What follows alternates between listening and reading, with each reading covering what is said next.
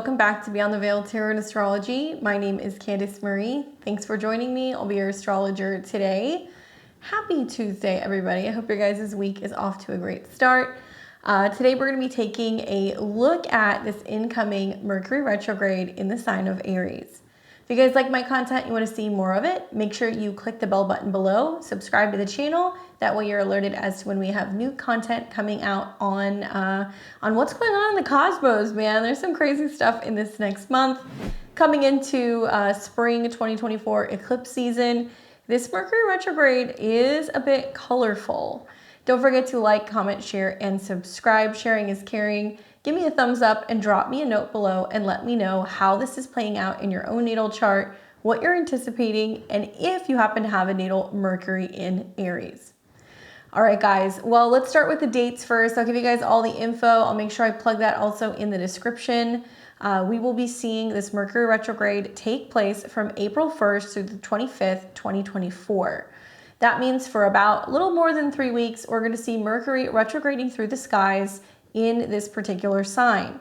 Now, the shadow period, on the other hand, is already kind of kicking in. So we started feeling that just as of yesterday. And the shadow is on the pre and the post end. This is when Mercury enters into the degrees which he will retrograde through, which is a fancy way for saying, hey, even though the retrograde doesn't start until the beginning of April, you're feeling it right now. Now, don't fret during the shadow. It just really helps to be aware. But be mindful that these energies are actually being felt as early as March 18th and will extend beyond that April 25th when Mercury goes direct all the way until March 12th, 2024. This is because throughout the cycle, Mercury covers signs, it goes retrograde, it returns to those degrees, it stations direct, the retrograde is over, but it still has to pass over those degrees.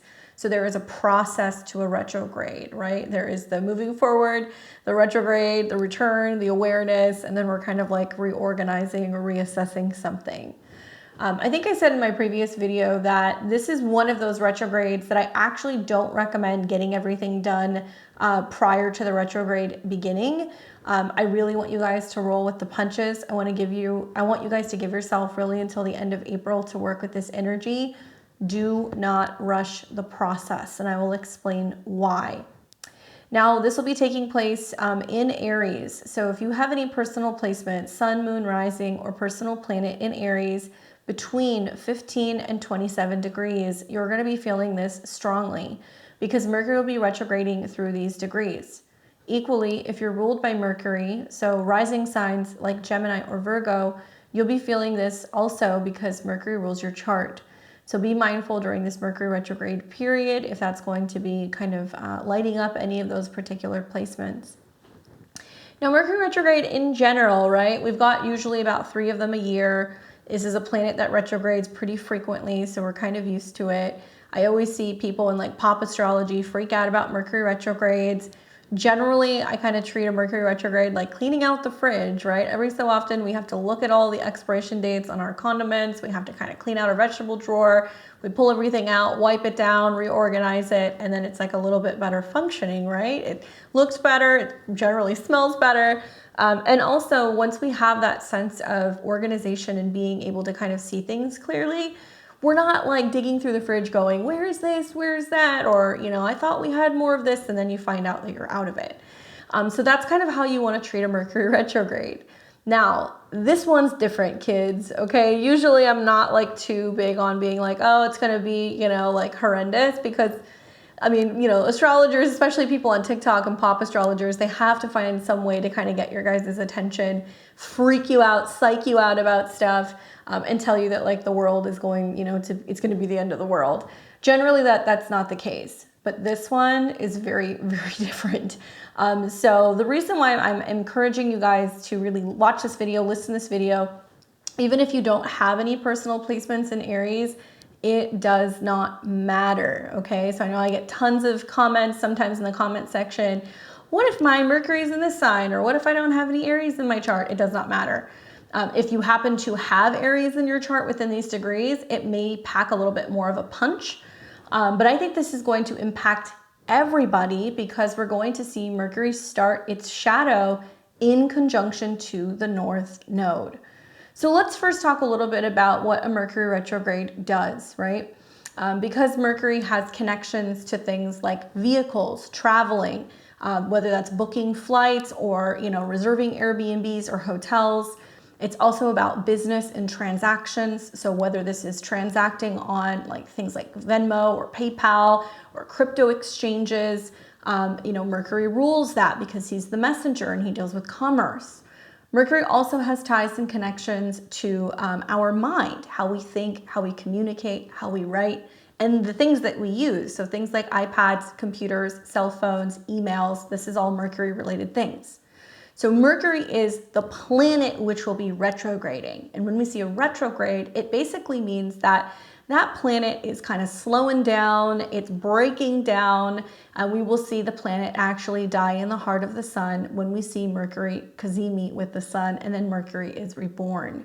So see it as kind of like a computer that's kind of like fizzling out. Everybody's had like that iPhone when you don't do the update and all the apps are kind of slow and nothing works, and then all of a sudden it kind of like ejects you out of like certain apps and you can't get into it. That's kind of how I see a Mercury retrograde. It's breaking down and it needs an update. So Mercury is the planet. The sign is the lens which, it's going to be behaving. So it's going to be expressing its energy of communication, trade, exchange, movement, technology in an Aries fashion. Aries is the first sign of the zodiac. It's ruled by Mars and it's a cardinal energy, which means it's like, get out of my way, me first. It's about being brave. It's about being courageous, quick moving, right? Because Aries is like a very athletic and combative sign. So when we put Mercury, the messenger, in this kind of feisty cardinal fire sign, we see heated speech, quick decisions, fast movement, reading something too quickly and missing the fine print, right?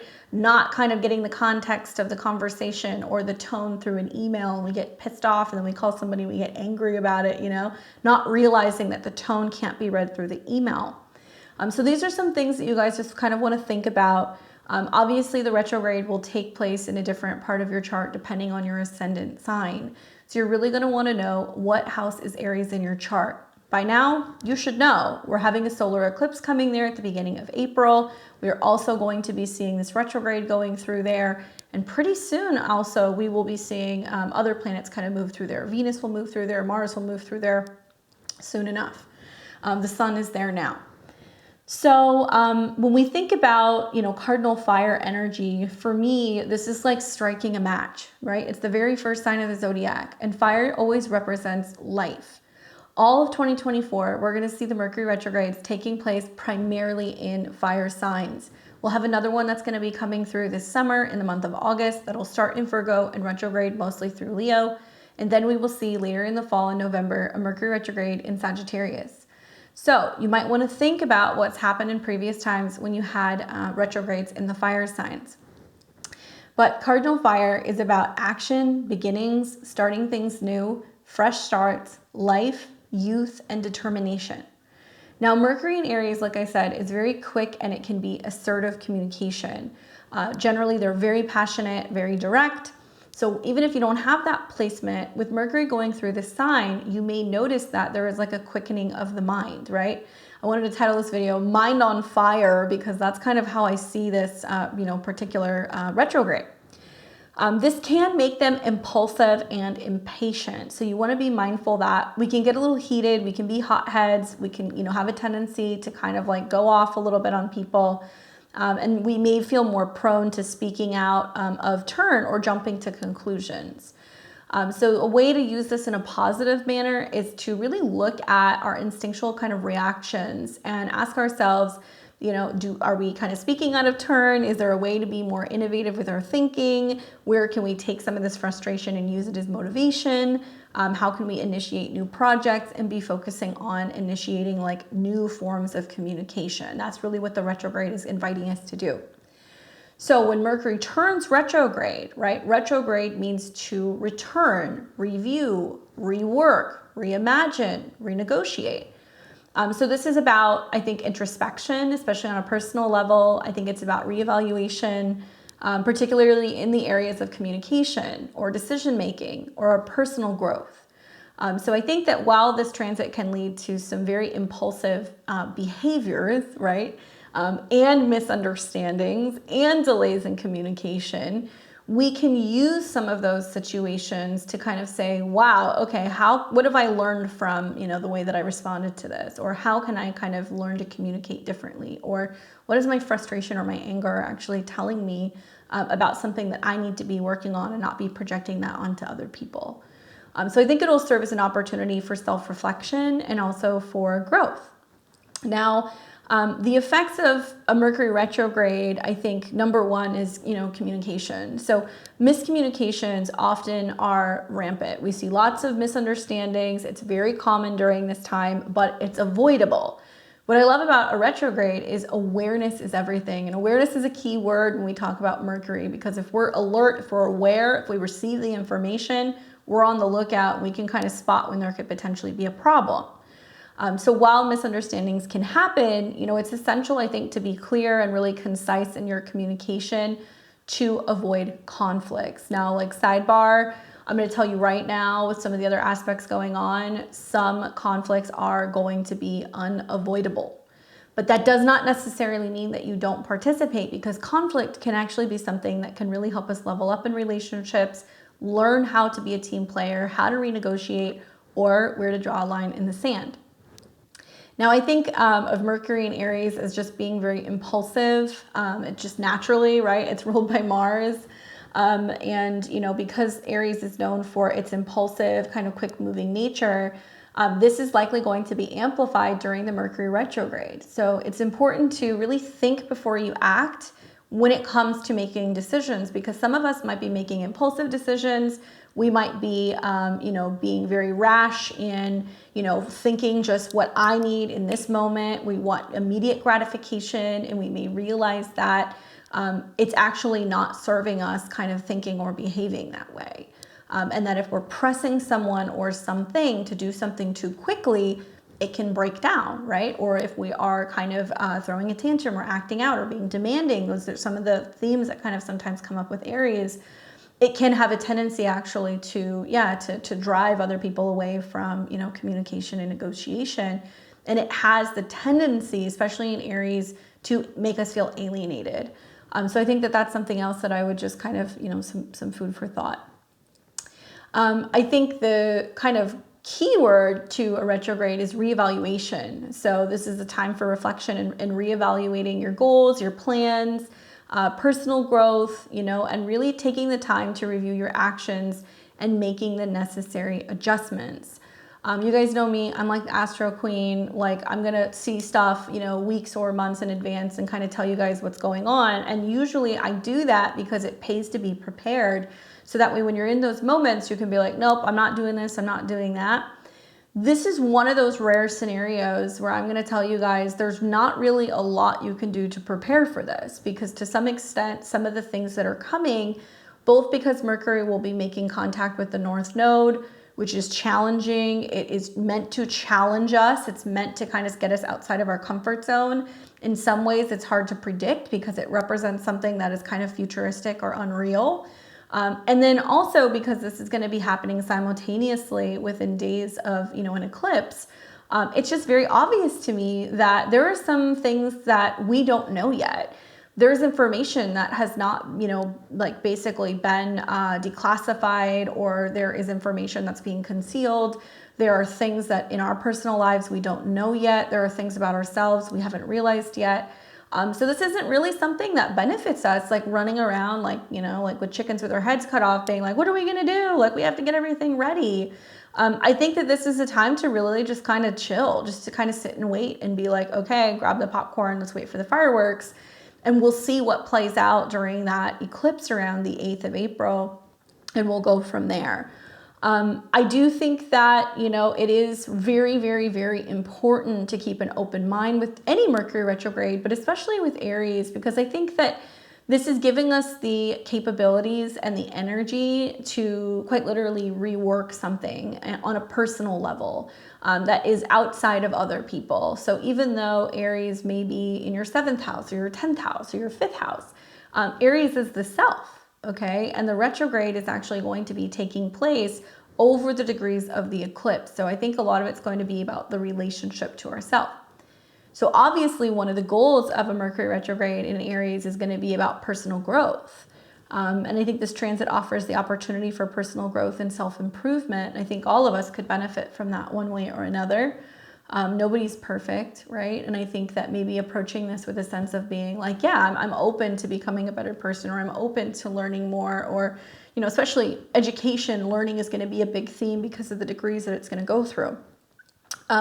I also would say that this is a wonderful time to reflect on your personal development and, you know, make the necessary changes to improve your life. And if you feel like you're moving through this period and you're unscathed and you're like, everything's fine, I'm actually starting to see the results of the positive changes that I've been making, then the retrograde can be quite literally you channeling that Mercury energy and telling other people how you bettered yourself, and you can inspire other people and teach other people and encourage them to do some of the same things that you're doing. Okay, so just, you know, consider that as like a positive point here, because we'll actually see the retrograde start in the 3rd decan of Aries, which has connections to Jupiter. So it can be about, oh, I learned this thing, or I got this certification or this training, or let me teach you this technique.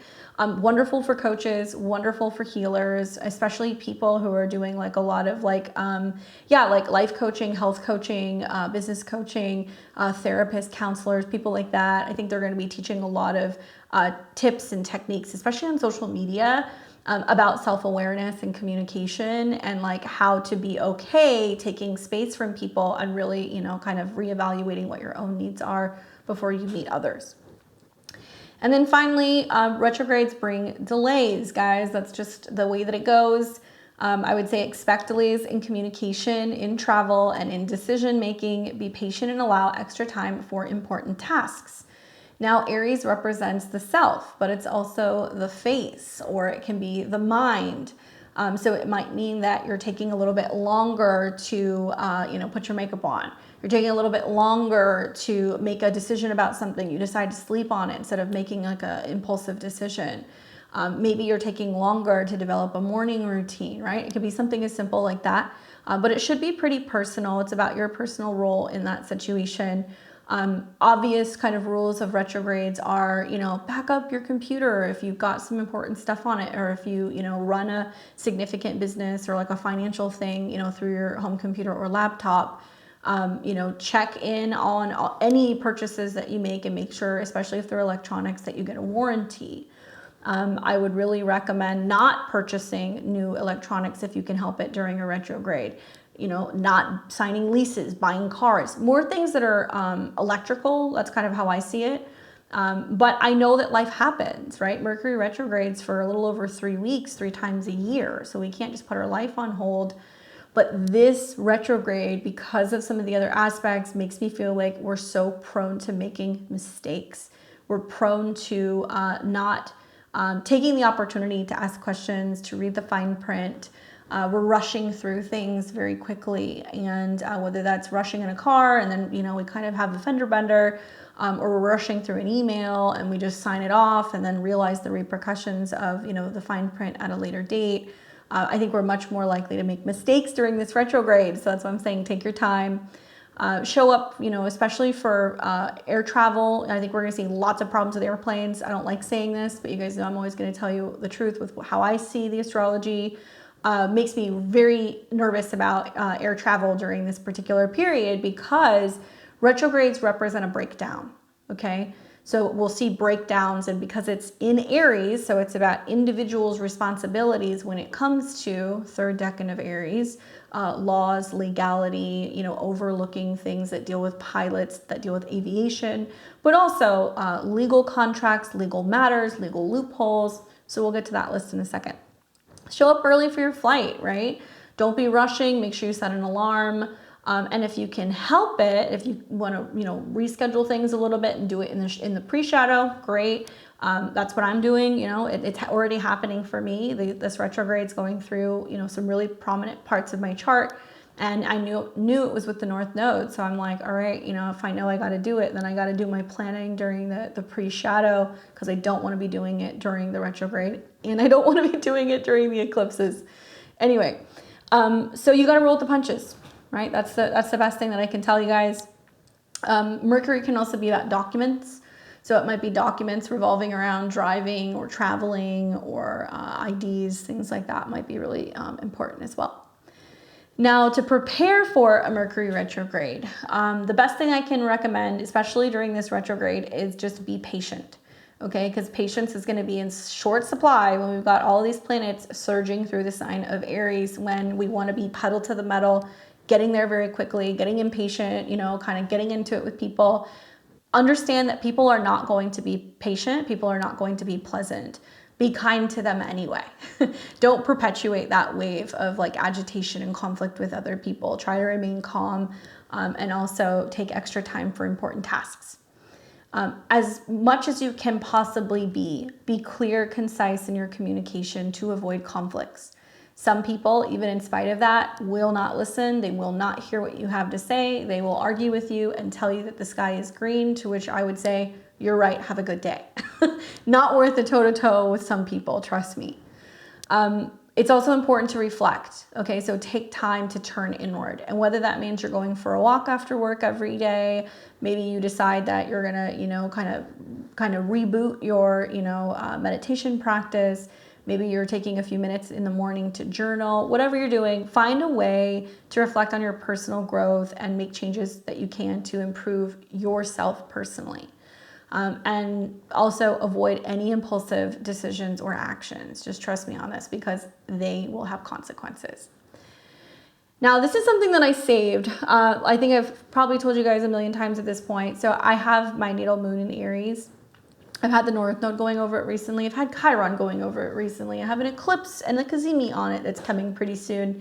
And I saved something that I came across in one of my memories that I wanted to share with you guys, because I feel like it's just so pertinent to this transit. And I really feel this as an Aries moon. And I was like, this would be a really good thing to share with the audience today. So anything that annoys you is teaching you patience. Anyone who abandons you is teaching you how to stand up on your own 2 feet. Anything that angers you is teaching you forgiveness and compassion. Anything that is given power, anything that has power over you is teaching you how to take your power back. Anything you hate is teaching you unconditional love. Anything you fear is teaching you courage to overcome your fear. And anything you can't control is teaching you how to let go. I really feel like this is so bang on. Maybe part of it's like eclipse season, but also I think with like the retrograde is the experiences that we're having and our personal reflection on that, and how we learn to rework and reintegrate some of those lessons and also back into ourselves is all about perspective, right? And Mercury is very much about perspective. Aries is how we perceive things, how we see the world, how we communicate, what we think, what we have to say. And so I encourage you guys during this time, when you see some things that can be frustrating, that can be agitating, some stuff that feels like it's out of your control, this is how you kind of want to try to look at things. Especially because, like I said, when the retrograde begins, it's actually going to begin at the 3rd decan of Aries. So this has a connection to Jupiter. So it has this connection about what we're learning and what the purpose is and the grand scheme of things. And it can be about lessons and teaching and also traveling. Jupiter, you know, the 3rd decan is considered to be pretty fortuitous. It has connections and associations with the tarot card, the 4 of Wands. And this is seen as like a celebration, harmony, and homecoming. So even though this Mercury retrograde, once we kind of dig into the aspects, it's going to look a little hairy, I really feel like this is about kind of having this moment where we can kind of celebrate, like, okay, yeah, we've had some things that have gone sideways, but like, look at how far we've come. And also celebrating some of the accomplishments and the ability that we've been able to overcome some of these challenges, I think kind of like against the odds, right? At least that's how I'm kind of seeing it, especially with some of the Chiron aspects. Now, some dates that I want to show you guys, I'm going to show you some of the more pivotal points of the Mercury retrograde, because there's obviously several points in this cycle that are going to represent different things. Once again, check the description below for these dates. First, I want to remind you guys the last time we had this Mercury retrograde, and even I had to play like astrological detective, and I was like, when did this last happen? So in 2018, Mercury was going retrograde in Aries that year. Actually, most all of the retrogrades that year were fire signs. But specifically, March 23rd through April 15th, 2018. Okay, so the end of March through mid-April 2018, this was the last time we had a Mercury retrograde through there. Just maybe, put a pin in that. You can think about what was going on in your life. I certainly had to go back and like look at my social media, and then I had to look at my chart, and I was like, oh, how could I forget that retrograde, right? Mercury went retrograde right next to Venus, and also Uranus was there as well. So it was a particularly crazy time. So that was the last time we had that. Now we're going to kind of fast forward to now. We're in 2024. You guys are most likely watching this on the 19th of March. And so if you watch this week's astro weather, I told you, hi, welcome to the pre-shadow. Okay, so things start getting kind of weird. Did anybody notice that yesterday? Like communication breakdown, arguing, fighting? Yeah, not fun. So it's already starting, basically. And when it came into shadow, it moved into 15 degrees, which is a communication degree. It's a Gemini degree. So it's things people say, repetitively, having to say the same thing, maybe getting agitated or annoyed that we're having to repeat the same issues, or, problems coming in pairs. Mercury also deals with like siblings. So I could definitely see some sibling issues, some sibling rivalry, maybe issues with neighbors can come up here as well. And the first aspect that Mercury has made, and it will make this, several times, is the conjunction to the North Node. So it's interesting that Mercury moves into shadow, meets with the North Node, which in many ways is kind of like that destined conversation, that fated discussion, that text message, email, phone call, that was like, it was going to happen, right? That's what the North Node kind of represents. And once again, we don't see it coming. So take note of what's happened in communication the last 48 hours. What have you been thinking about? What kind of dreams have you been having? Did you get a really prominent email? Did you have a meeting? Did somebody say something to you that, really kind of opened your eyes or made you realize something? Or did it hurt, right? Obviously, because it's getting close to Chiron. So what a way for Mercury to enter into its shadow. It's like, hey, this is important. This conversation needs to be had in order for you to grow, to become aware, to have a sense of awareness. When it retrogrades back, it'll retrograde to this degree. So it's actually going to hit the North Node twice. So we have plenty of time to kind of reassess, decide, figure out, negotiate, plan where we are going, literally or figuratively, right? What we are learning, how we want to express ourselves, what we think. And then we will see while this is happening, okay, so it's happening now. With Mercury around 15, 16 degrees, it's conjunct a fixed star called Alpharaz. Okay, so when Mercury is conjunct this degree, and I believe it's around 15 and a half, 16 degrees Aries, this represents an active mind. Okay, it benefits judges, lawyers, churchmen, and pioneer work. So I could see that as like entrepreneurial, people who are independent, bringing prominence, right? But also can be accused of selfish motives, focus on writing when it comes to science, religion, or philosophy, okay? And people who have this natally, or we might just see this more out in the world, are keen to develop good judgment, okay? And it can be about becoming optimistic and cheerful. So if you have this natally, it basically means that you might be a pioneer in your undertakings. It could express itself in new discoveries, new innovations, new ideas, and it can bring fame or recognition, good or bad.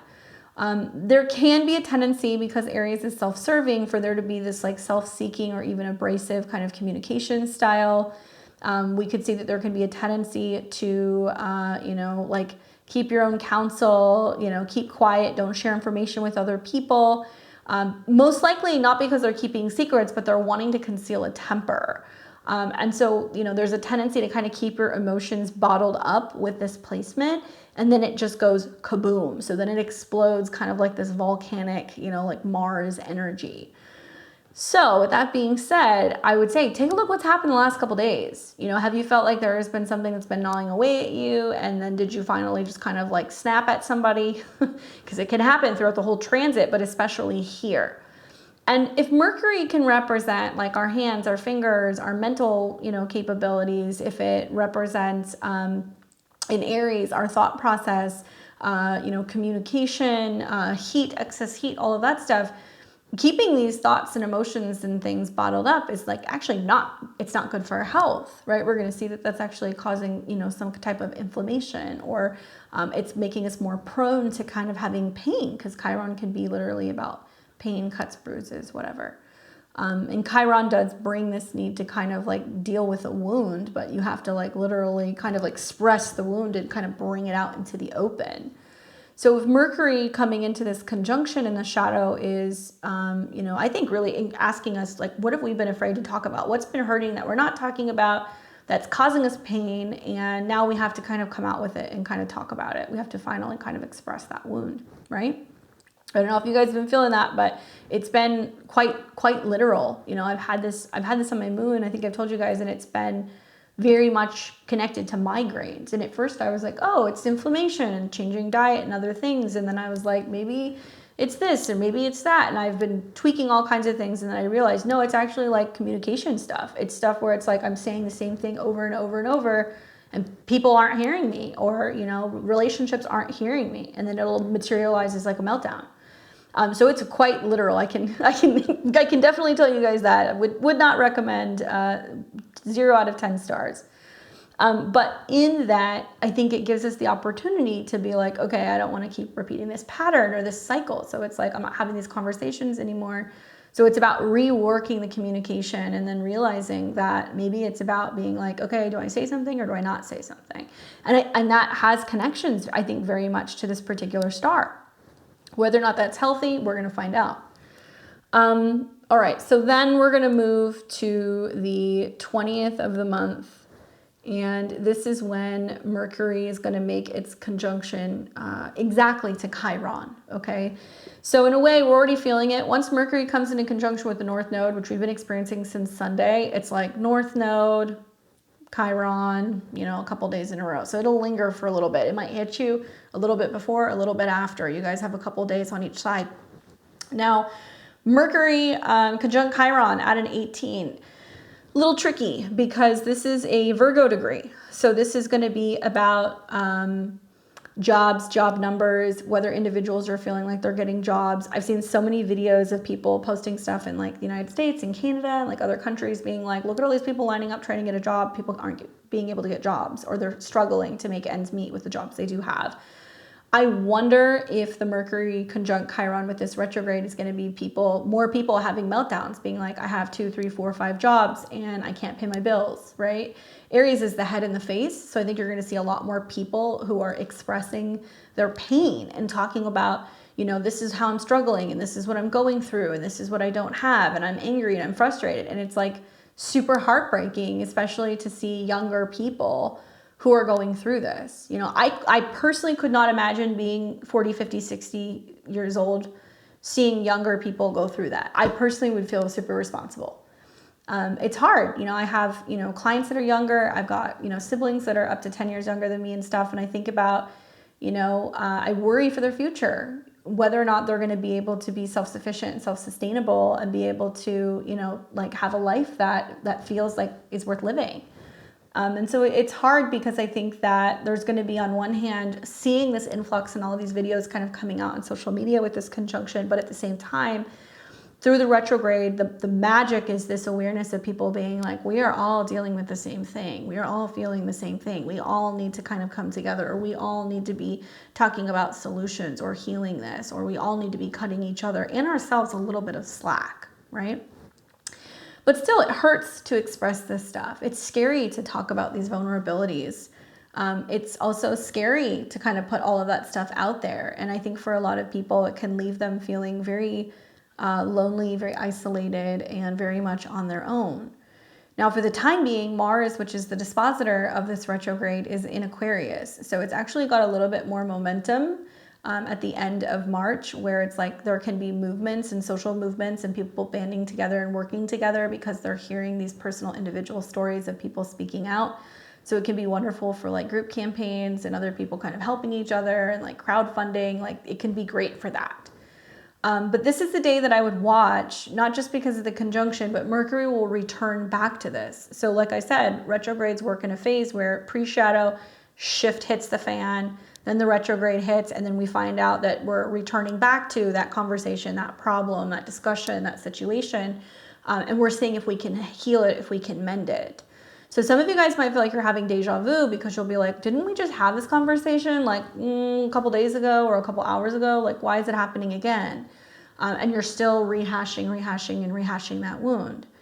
On one hand, it can be good to tend to it and deal with it and kind of, you know, stitch it up and then move ahead because, well, Aries is a soldier, right? It's not going to let a few words kind of take it down.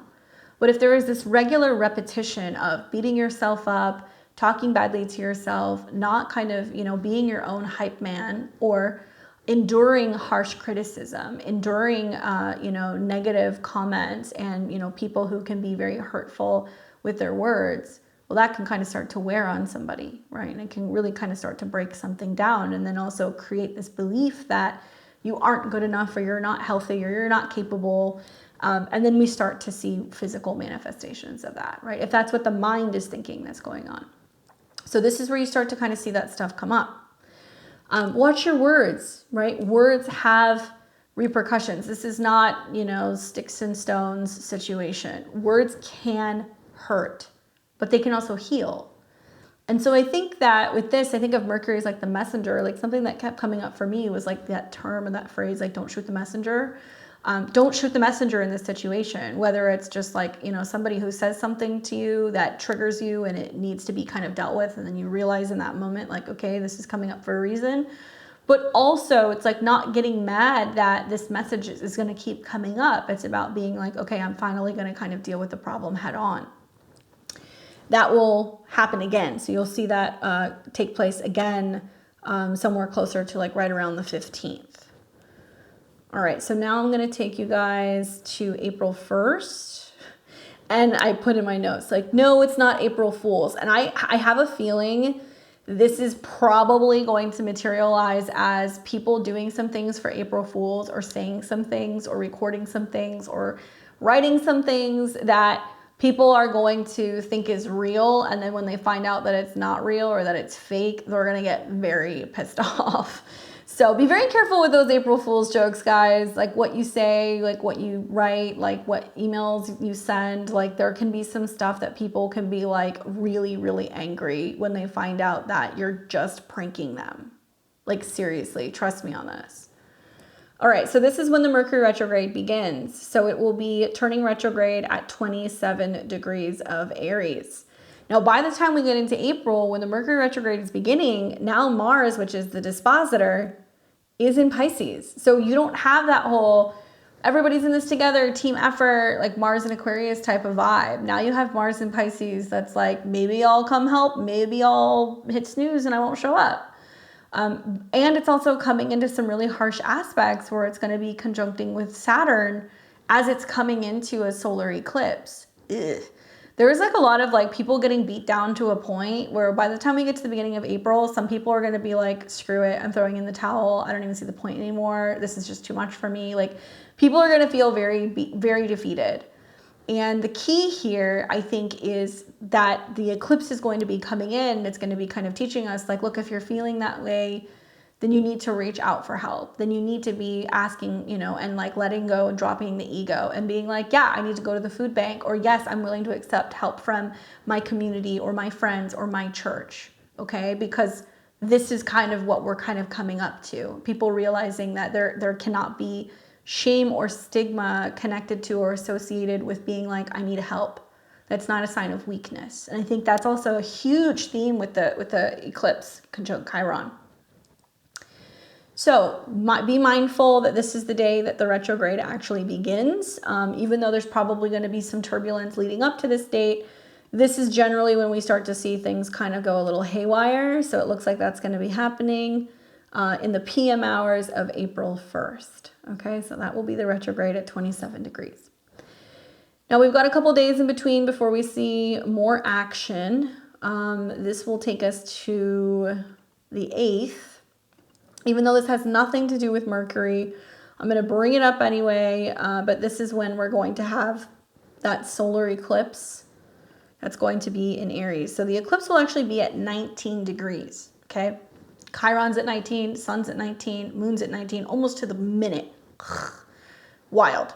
While Mercury is retrograding. So likely right when you see the moon leave and kind of start separating that evening from the solar eclipse, it's going to come into conjunction with Mercury, and it's going to be at 24 degrees. So it's going to be, did you hear this thing happen, or that person died, or this went missing, or this situation happened. 24 degrees is also about mental, emotional health. It can be about drugs. It can be about diseases. So I think that we're already feeling the effects of that as soon as the moon hits Mercury, because that's the first planet it's going to hit post-eclipse. So maybe there is some incoming news or information. I know that there's like all this crazy stuff all over, like like X and a bunch of other social media sites where people are talking about like certain schools are closing down. Granted, they're selling parking lot spots for people to use for the eclipse.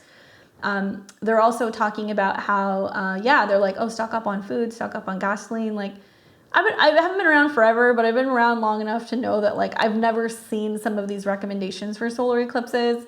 It's going to be for like up to maybe 5 minutes max, and they're telling people like to prepare and have all this stuff on like supply. Like, I don't know, it seems a little weird to me.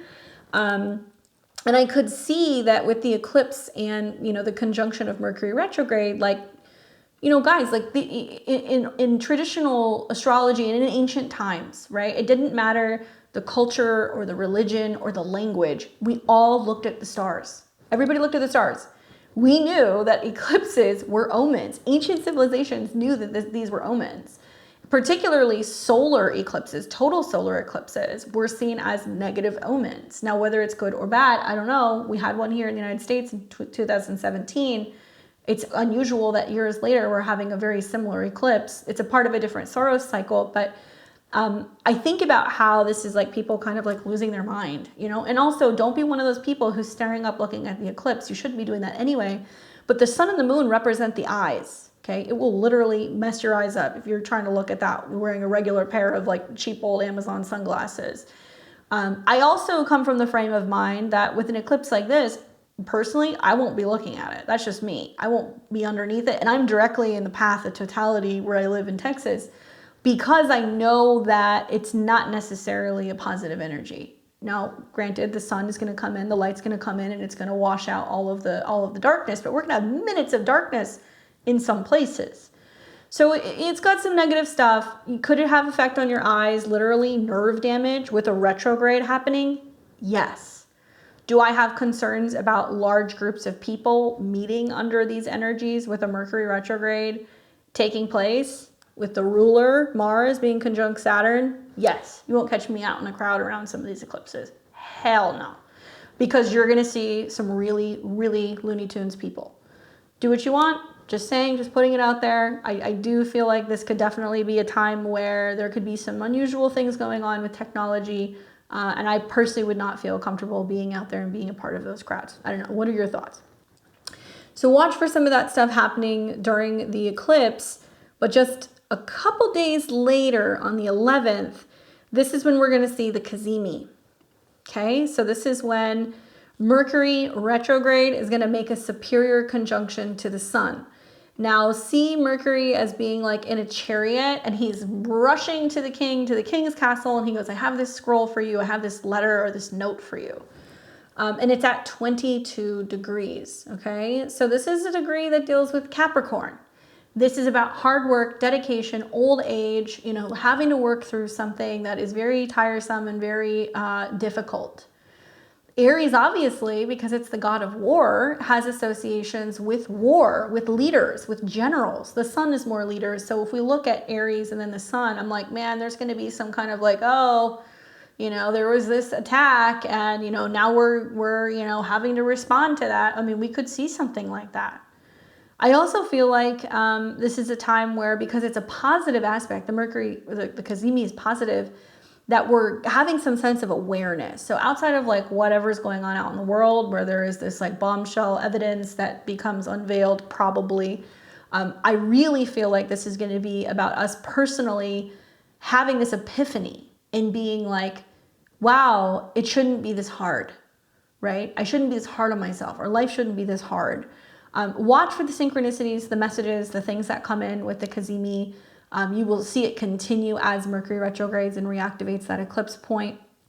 But it will be 22 degrees. So I'll read to you guys what Nicola says about 22. And then I will also read to you the Sabian symbol again, just so we can kind of go over it. But this is a tricky degree. 10 and 22 degrees is Capricorn. Things that are older, significant difference in age. History, archaeology, something from the past, someone from the past, antiques. Late with delay, later than usual. Something that lasts long, durability, long lasting. With trouble, toilsome. With difficulty, hard, one person who perceives problems. To suffer, tolerant, depression, depressive, gloomy, cold winter, snow, ice, refrigerator, deep freeze, glacier. Slow, dragging, something with delay, like a turtle. Resistant, enduring, longevity, bad luck, spite. Skin diseases, cancer, long-lasting treatment. Poverty, shortage of something, always something missing. Sour taste, colors like black, gray, darker shades. Rock, stone, cliffs, mountains, rock climbing. Dust, dirty, soiled, smear, unclean, coal, made of natural materials. Okay? So the sun is highlighting information that is being relayed about these things. And Mars is the ruler, guys, okay, of the eclipse. And for the most part, most of this transit. Well, what's going on with Mars? Mars is smack dab between Saturn, which restricts and limits, invisibly, of course, behind the scenes, and Neptune, which is going to be about dissolving. This is a particularly perilous kind of conjunction between these two planets. Even though I consider them all malefics, to be honest with you, I think Mars is kind of trapped between Saturn, who's saying you can't go anywhere, and Neptune, who's going to be like, we're going to keep this a secret. So what if this materializes as some kind of information on a global stage that's released about some really, really, really nefarious wrongdoings by government behind closed doors? That's kind of the feeling that I'm getting. Personally. So let's look at Aries. We're going to read 23 degrees. I've read it to you guys before, but I know some of you guys are joining me for the first time. In that case, make sure you say hello.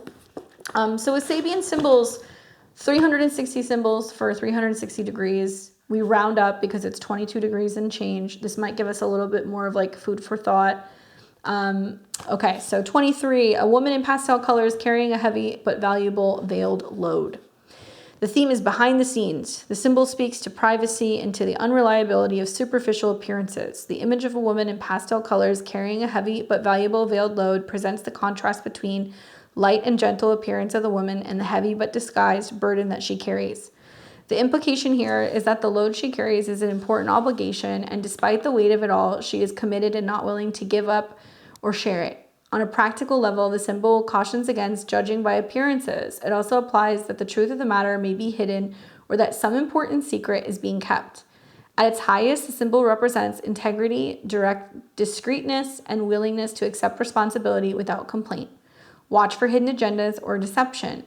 The accent is on mystery and that things are hidden and they're not what they appear to be. Your greatest advantage lies in keeping quiet and not revealing too much at this time, but demand full disclosure in your dealing with others. Guard against underestimating the value of importance of what hasn't been said. Buying a pig in a poke or saying yes before you get all the facts could prove costly. Stepping stones are shyness, privacy, reluctance, secrets, concealment, camouflage, discreetness, confidentiality, hidden strength, responsibility, or burden. Sometimes less is more, man. I mean, I feel like with this, I have this degree on my moon, and I feel like I'm constantly walking the line with this regularly with clients. And I've always kind of taken the frame of mind that's like, I'm never going to offer up information. If somebody asks me a point blank question in a session that's between the eyes, that's like, just tell it to me like it is, Am I gonna, lose my job, or do you see me, divorcing my partner, or do you think that, I'm gonna have some serious health ailments? I will always tell them what I think. I will always tell them the truth. But I've learned with this degree not to offer up information unless it's asked for.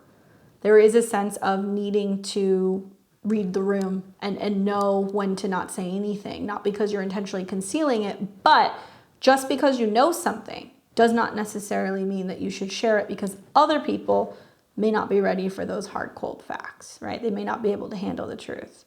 Kind of reminds me of like that scene, with Jack Nicholson and with, who was it? Is it Tom Cruise? He's like, you can't handle the truth, right? And I feel like that's very much this, especially at that 22 degrees of Capricorn. It's like, you can't handle the truth. You want to know the truth?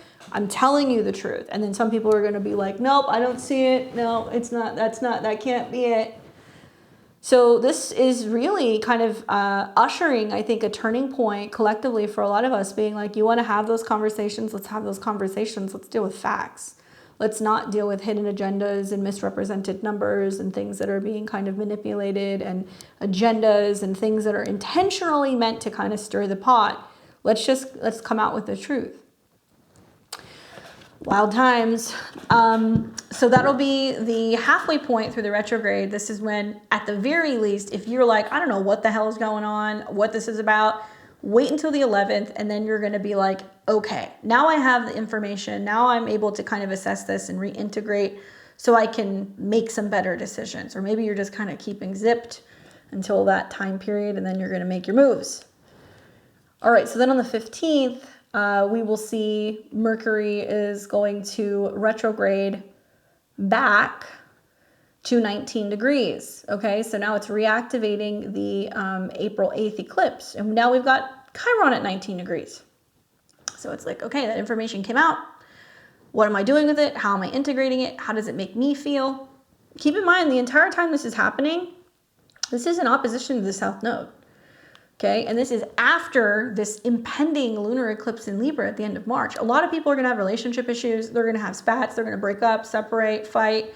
Truths are going to come out. There's going to be things that are going to be revealed. And then we're going to get to this retrograde, and people are going to be like, now what do I do with this? Or how do I function without being in a relationship? Or now that I'm walking away from this business partnership, or letting my partner go, or like whatever.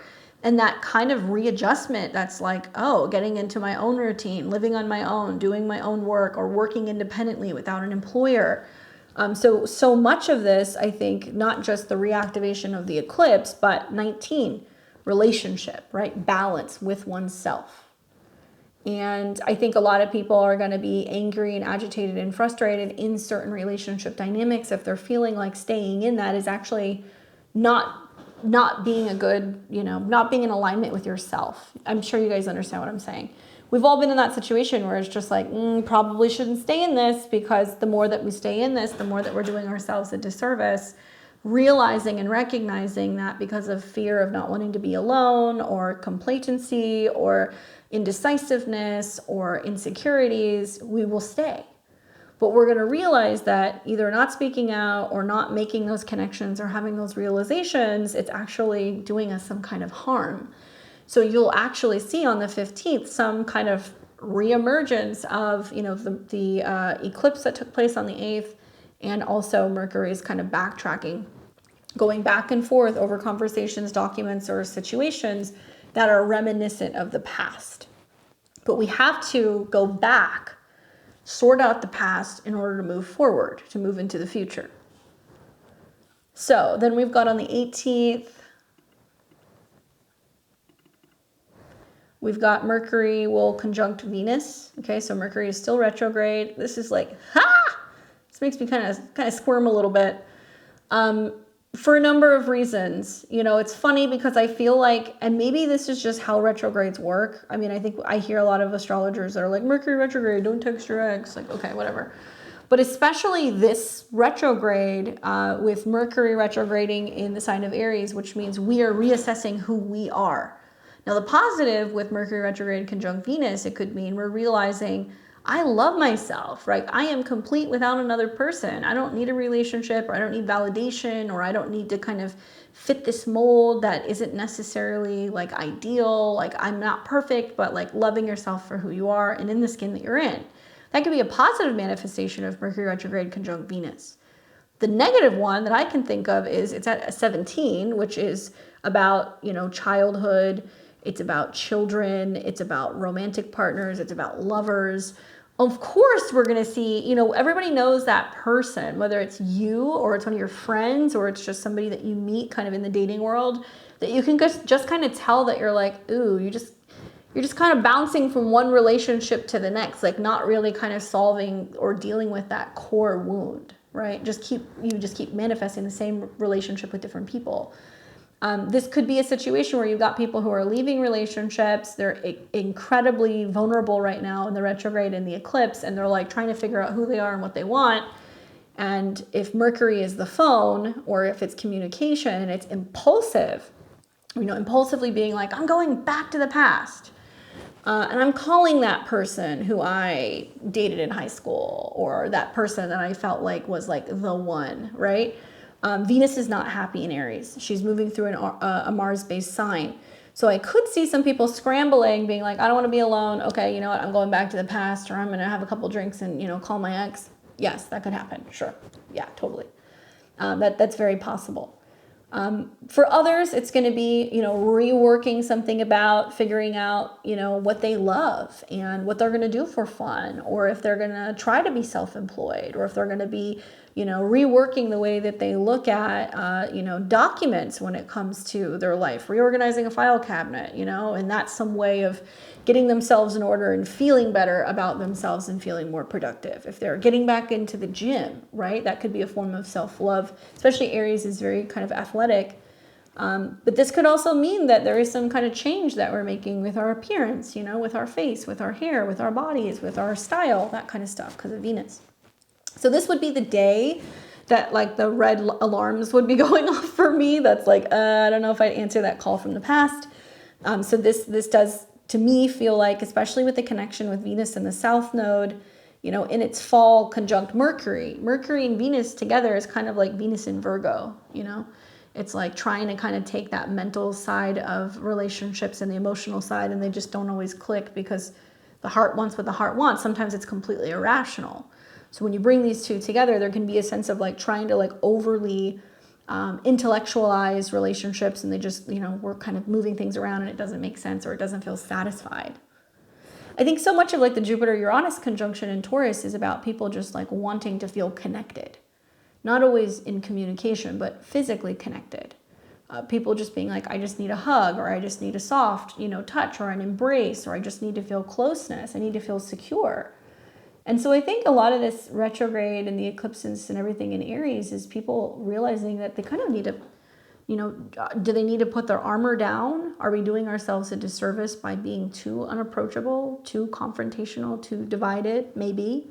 It's possible, although the North Node is there. So for some people, it's going to be like, no, I'm getting slimed, man, by everybody energetically, and people have hurt me, and I have not had excellent boundaries.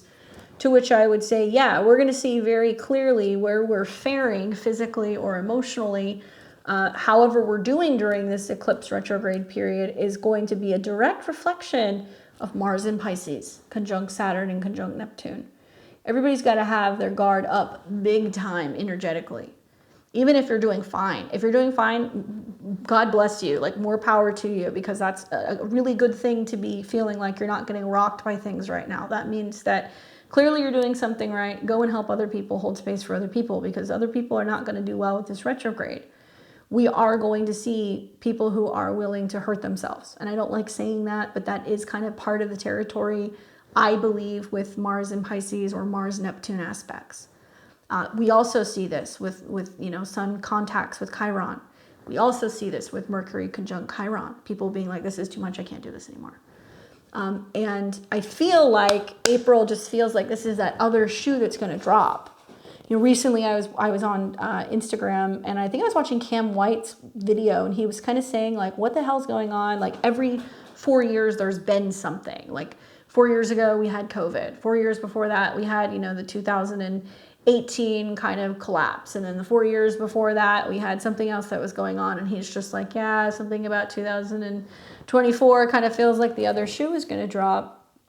And I don't say that to kind of like, fan the flames of drama or fear. But it doesn't really matter what astrologer you talk to. We're all going to give you this genuine kind of sane consensus that's like, look, solar eclipses, total solar eclipses, everything kind of gets flushed out, and, the darkness is kind of, purified with the light. But in order to get to that point, we have to expose the shadow self. So what the sun and the moon are kind of exposing is the shadow self within ourselves, where we are not healing ourselves, right? That's like kind of like the bubbly version. It's like, do your healing. But the other side of this, I think, is also that there may be like another blow coming, both from the retrograde, maybe from, you know, when we start to see Mars come into contact with the North Node.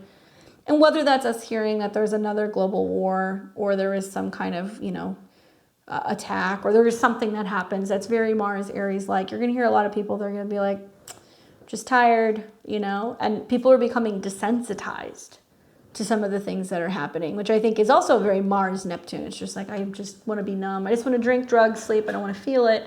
It's too much for me. I can't hear it.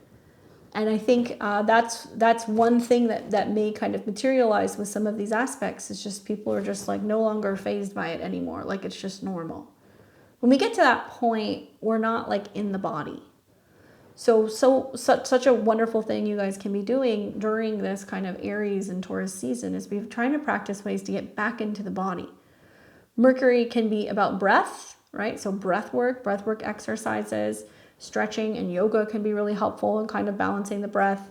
It can also be about tapping and maybe learning about like the emotional freedom technique and finding ways to be able to kind of identify trauma and where it's been kind of trapped in the body and emotions and things that you need to let loose. Certainly Mercury has connections and associations also with like health and healing. It's connected to Virgo. You know, finding the best coaches, the best, practitioners, the best healers, the best doctors, if that's something that you decide that you want to do. It can really kind of help you kind of get your act in order.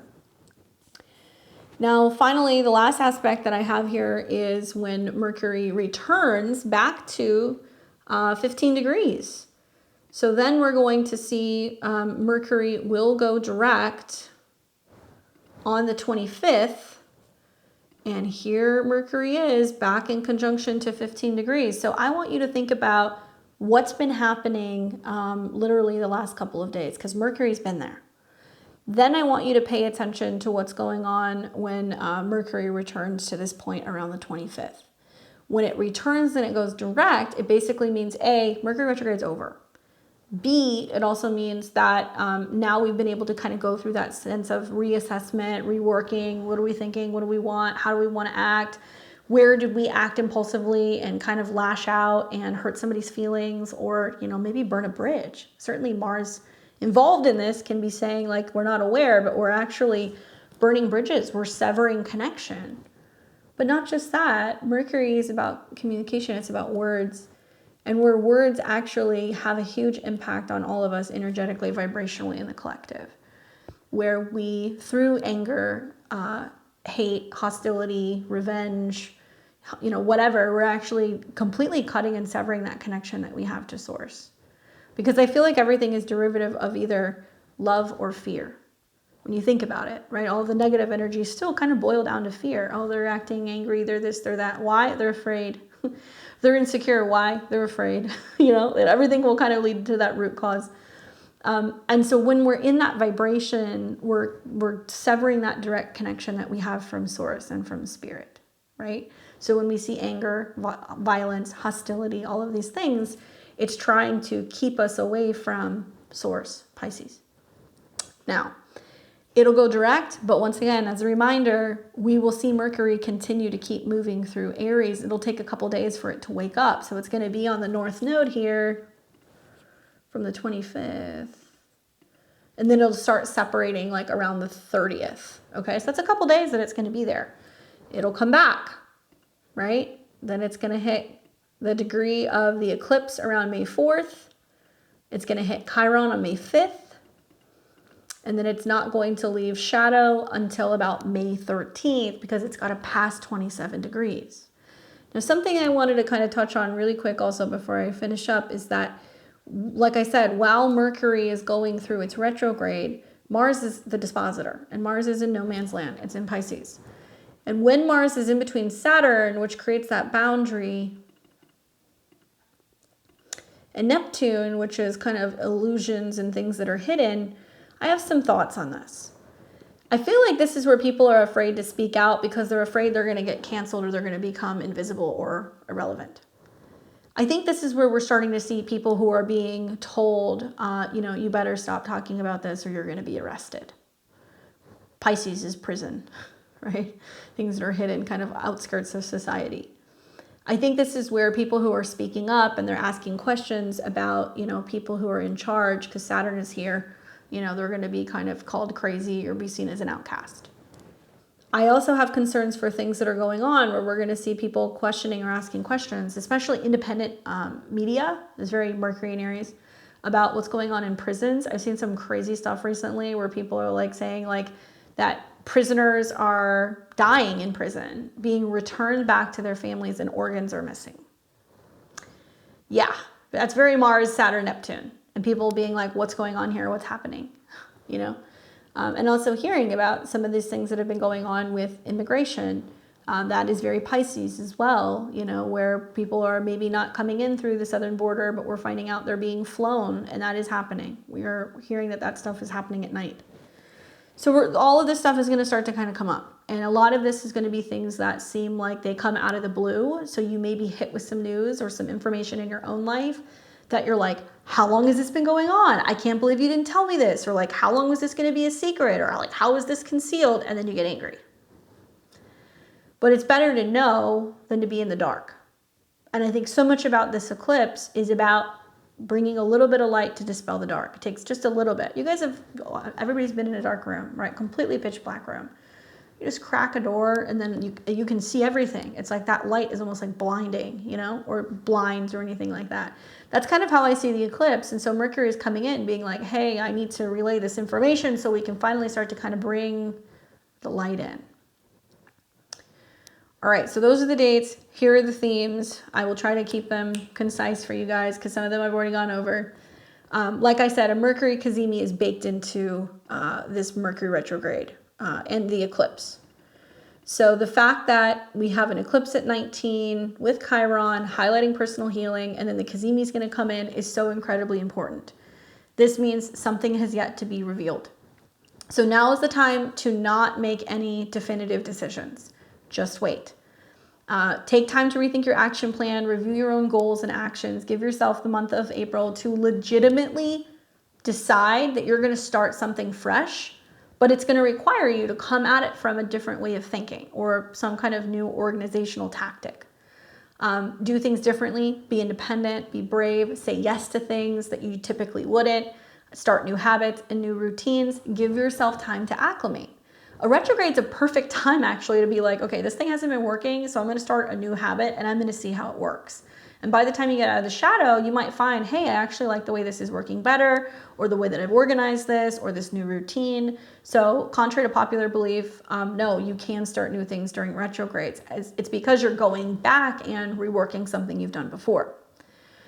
Something else that came up for me also when I was meditating on this video was, okay, so if you want to save the world, right? If you want to go out there and you want to fix the world's problems or you want to save other people, you have to put your own damn oxygen mask on first, okay? It's like self-preservation 101. Eclipses in Aries, retrogrades in Aries. It's like, stop focusing on other people. What do you want? What do you want? What do you want to do? Okay, focus on you first, how you can be the best version of yourself, shape up, feel better, think better, and move better throughout life so that way you can do those things. But you have to get that in order first. Remember that words can do damage, both to others, but also to yourself, okay? Be nice to yourself. Pace yourself. Count to 10, take a breath. Don't shoot the messenger. Like I said, Mars is trapped in the midst of this. And it makes me feel like, because Pisces is prison, it's going to be like we can create our own self-made prison. We can limit ourselves. It's very Eight of Swords. It's like we could be telling ourselves, well, there's no way this is going to work, or that's never going to be possible, or I could never do this. You can literally be creating your own hell or your own self-imposed prison with your thoughts. And if that's how you want to get through life, if you want to get through life that way, where you're like, I've been hurt, it's always going to be this way, I'm a victim, it's never going to get better, good luck to you, right? But that's not really how this is supposed to work.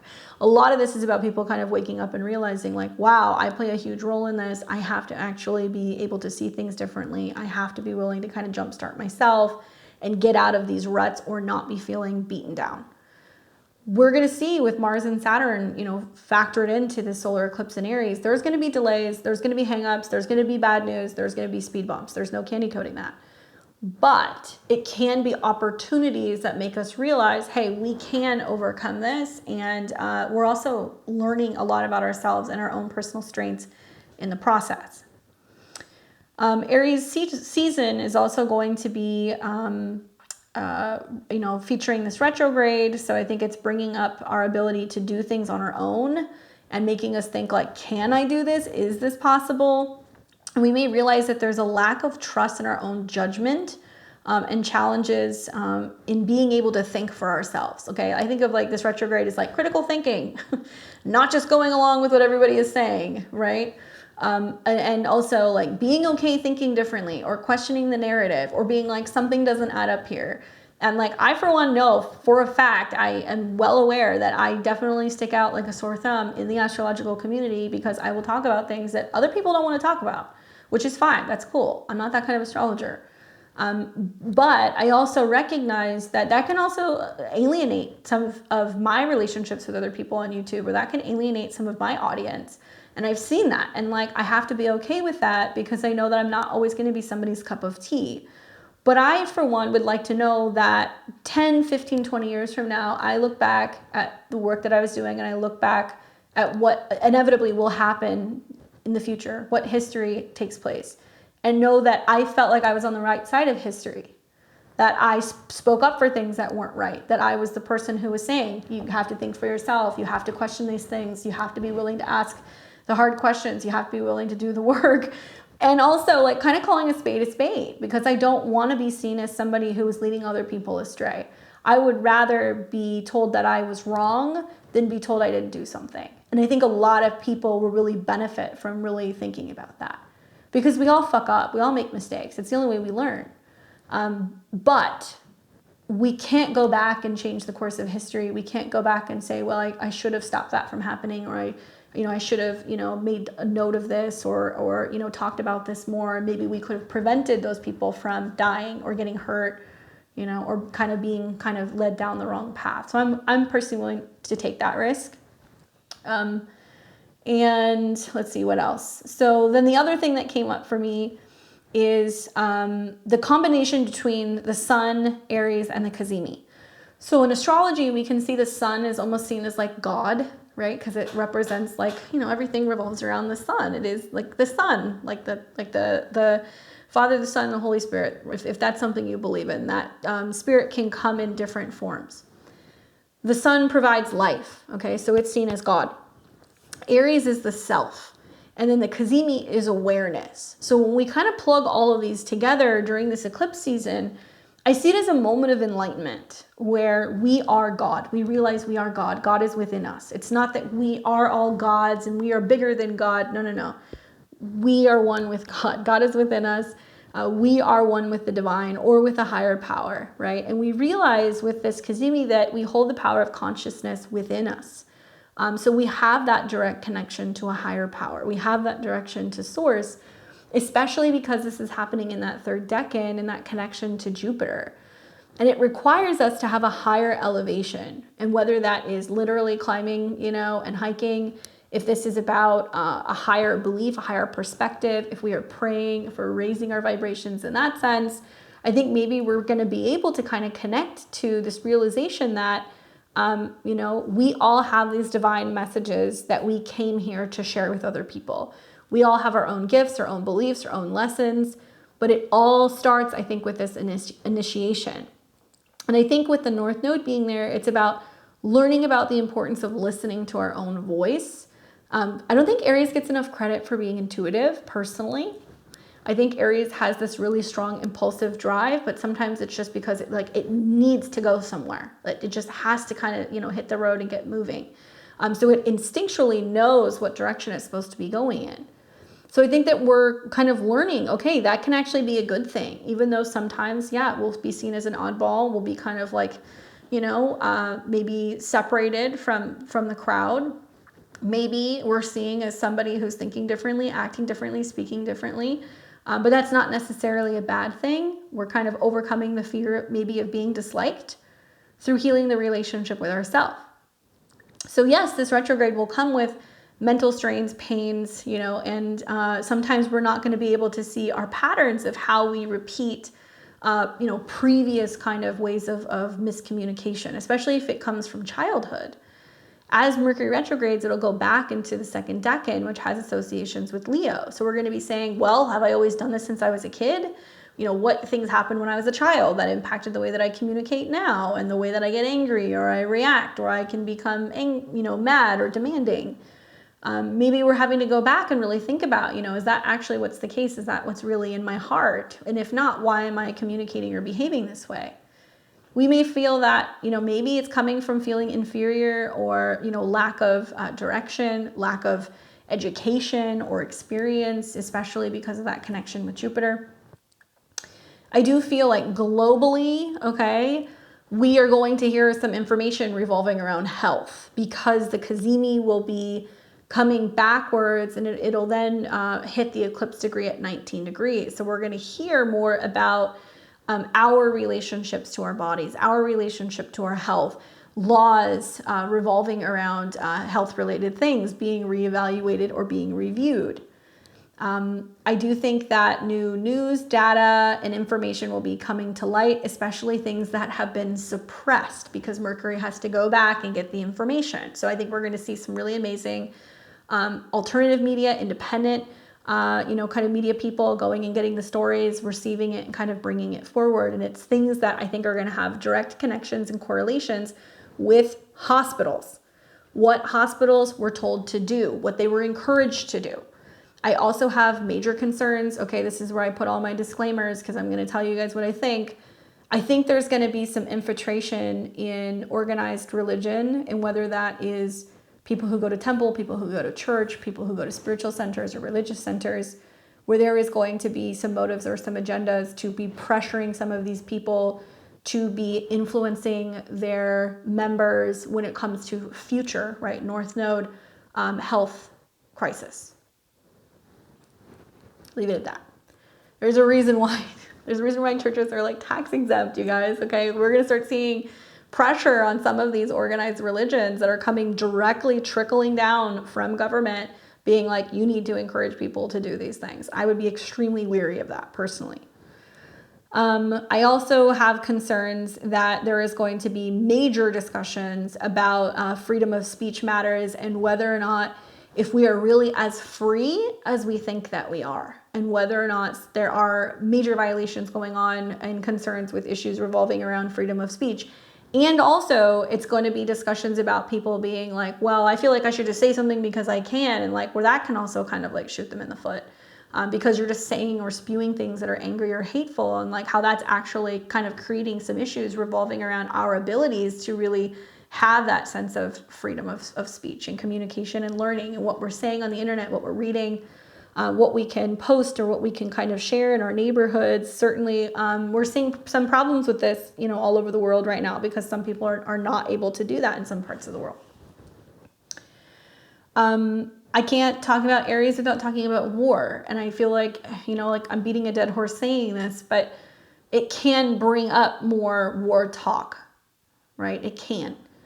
We can see, I think also I've said this before, issues with planes. And I say this specifically because, I'm looking at the retrograde starting in the Jupiter degrees with a Mars in Pisces conjunct Saturn, water landings, disappearances, issues with international flights, screens going out, visibility issues. These are things that I think that we're going to hear. Cover-ups, things that were intentionally concealed in regards to safety and security and inspection of technology or parts within airplanes, i.e. the whole Boeing thing that's going on right now. I think we're going to hear more about that. I say this from a purely astrological perspective. There are connections and associations with 15 degrees of Libra in past historical situations where there have been assassination attempts. So I look at Mercury retrograding to 15 degrees, opposing that. I'm looking at Mars conjuncting Saturn, quincunxing that, and I do feel like there may be something like that. A potential attack or a secret undercover operation to take somebody out that is intentionally hidden, or there is some mysteriousness around it. It may be a near attack. I can't tell you guys for sure. I'm certainly not going to speculate who I think it is, but I think that's worthy of mentioning that I haven't heard anybody else talk about. Military matters, because a retrograde in Aries can have some reassessment or reorganization of military members, especially where they're located, where they're deployed. A huge reassessment of the health of our military and our veterans, and whether or not we're really hearing some grave concerns that may be stemming from groups that are associated with health, mental health, physical health of veterans. Possibly some really damning information that has been withheld about, some of their blood results and their health results as a result of medical experimentation. Soldiers breaking rank. I think that's going to be something we're going to see. I think we may see some people being like, no, I'm going to speak out against this, or I'm not okay with this, or like, this is not something that I'm wanting to participate in, or might be blowing the whistle. I think we actually will see a very significant whistleblower throughout this transit. That's either going to be coming from a secret, three-letter agency who's going to be blowing the whistle about some kind of personal attack on civilians, or blowing the whistle on some organized plans to be able to, affect the masses, as much as I hate to say that. I'll leave it at that. People changing their mind about faith or religion. Some opting to return to church or spiritual practice, which is not necessarily a bad thing. Certainly Mars being the dispositor here, and it's coming into conjunction with Saturn, is people being like, holy shit, like, are we in end times? Some people who are suddenly going, I'm going to start reading the Bible. People who are into astrology, I've noticed recently, are now becoming really interested in reading the Bible, myself included. I think it's very fascinating to see the Bible and how some of these particular eclipses are mirroring a lot of things that were kind of forewarned, among a lot of other things. But particularly these like eclipses, I think, are the most fascinating, especially when I went and looked at like the Soros cycles connected to this eclipse, and how we see that it has had major connections in the past with other acts of war. I mean, it's happened. And also like the Spanish Inquisition was like another time. I'm trying to think what else. There was a bunch of them. But there's always been, within like 6 months or so with this particular cycle, some kind of significant like war or conflict, and things that also had connections and correlations with invading other people's land, and also some like issues pertaining to like religion. So I wonder, with like Mars and Saturn being in conjunction, during the time of this eclipse and also the retrograde, if there is definitely like an impact that's going to be going on, or where, it's being felt within spiritual communities, where like spiritual communities are basically telling people like, yeah, you guys need to kind of like get right with God and like prepare for end times. And whether you believe it or not, that's neither here nor there. But I feel like there is definitely going to be a lot of people, because of the sequence of events going out in the world, they're going to be like, there is something to this. And maybe it may inspire some people to return to the roots of religion or their spiritual practice, or be learning more about, past religious teachings. I think that'll definitely come up.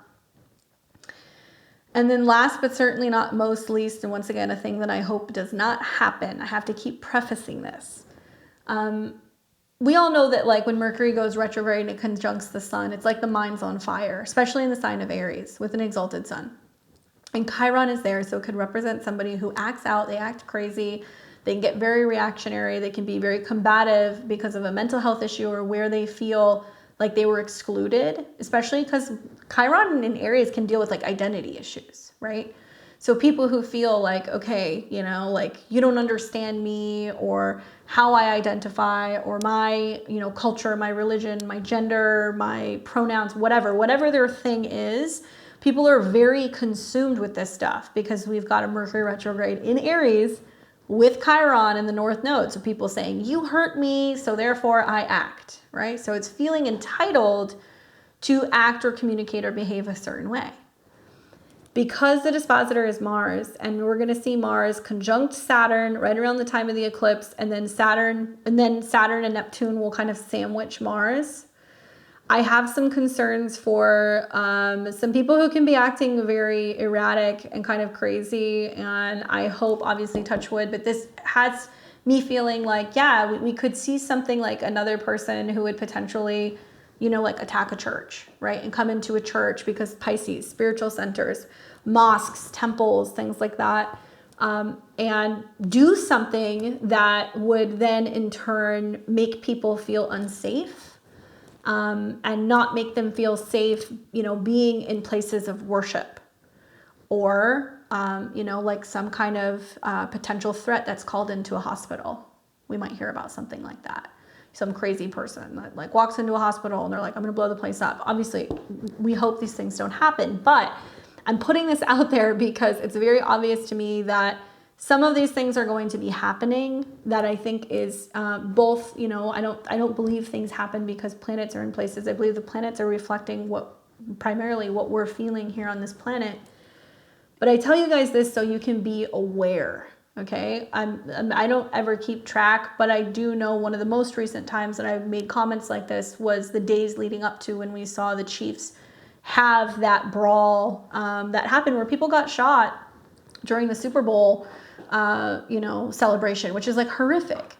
So I'm seeing similar things, and we're going to have, Mars that's going to be in between Saturn really from April 10th, and then it's going to start coming into contact with Neptune, and that's going to be around the end of April, and then it'll come into Aries, okay? And then we'll do a video on that. Mars and Aries, I think in one hand, it's better because at least it's not hidden.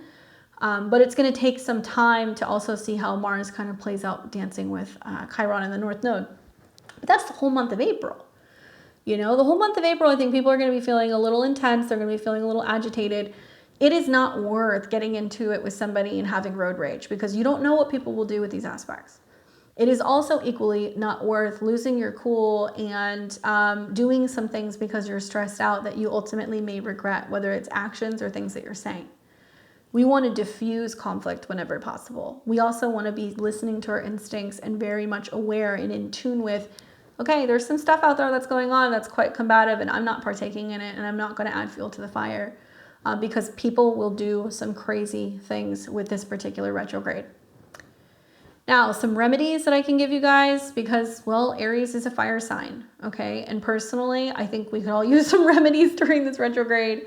Wednesdays is associated with Mercury. So I would recommend whether you want to, like burn a little candle, you can get a tea light, you can get like a little orange, like votive candle. I like to use orange candles personally. If you just use white candles, that's totally fine. Like they're neutral.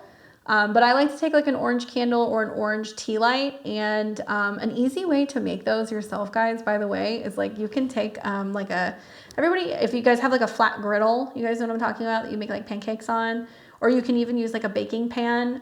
You can take a whole bunch of tea lights that are white and you can heat them up in the oven, or you can heat them up like right on your stovetop till they melt.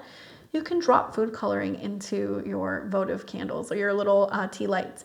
And you can like let them set up. So if you want to have a couple blue ones, a couple orange ones, you want to have a couple red ones, whatever, for different intentions. Maybe you want to put a drop of essential oils or like a little pinch of herbs. Probably the most cost efficient way to be able to have some of this stuff on hand. So I would recommend that. If you have a bunch of white ones, just put some orange food coloring in there. And I would burn a candle on Wednesdays. Okay, obviously be safe with your candles, but that's an offering obviously for Aries. Mercury is associated with air. So something else you could do is you could burn some incense. I like to take my Mercury retrograde mix, quite literally, is lemongrass, lemon peel, sage, cedar, yarrow, and lavender. I mix that up in a bag. I have a bag of it in my closet.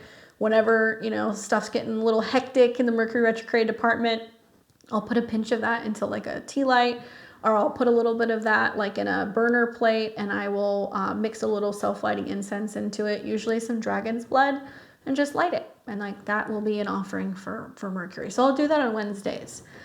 He likes chocolate, so you can put a piece of chocolate out. He likes pennies. You can put out oranges. Sometimes you can put like a little shot of like whiskey or like a brown liquor out for him. Tobacco is also really great for Mercury in like, just kind of burning if you have like an incense or if you have loose tobacco. And I like to put out keys because I see Mercury as being somebody who's going to kind of help like open the doors and kind of clear things out. So you'd be surprised like how much putting out just a simple little piece of chocolate or maybe like a little candle or even a key out for Mercury, just letting them know like, hey, just please come help me. Like help me kind of be more in tune to what's going on. to kind of help you guys throughout this Mercury retrograde. And if you're having like lots of squabbles and stuff in the home, I would really recommend definitely getting some sandalwood. You can get a candle, you can get stick incense, you can also get like a diffuser, but sandalwood is really wonderful for breaking up energies in the home that is kind of like, you know, conflict and fighting. Open up the doors, open up the windows. That's something that you guys can do as well. And you can like burn some stuff and that'll kind of clear the air a little bit because it's going to be heated. All right, with that being said, I would like to take you through the 12 rising signs. I want to show you where this retrograde is going to take place for each and every one of you. I'm a Western astrologer. I do not practice Vedic. I practice Western tropical astrology. And for the sake of this particular reading, I'm going to be using the whole sign method. Now remember that the retrograde will be from about 27 to 15 degrees of Aries. So if you're a Placidus user, you may have to look at more than one rising sign horoscope to get an idea of where it is. I recommend looking at the reading or listening to the rising sign for the house that Mercury starts its retrograde. So let's say Mercury starts its retrograde in your 4th house and it retrogrades into your 3rd. Read the 4th house, right? You might hear little bits and pieces and see some of the 3rd, but it's actually starting its retrograde in your 4th house. Listen to the one for where it starts. And once again, if you have any placements from 15 to 27 degrees of Aries, Sun, Moon, Rising, or personal planet, this will impact you significantly, as well as my Gemini and my Virgo risings because you're ruled by Mercury. And if you happen to be in a Mercury annual perfection year, if you know what that means, I would really pay attention.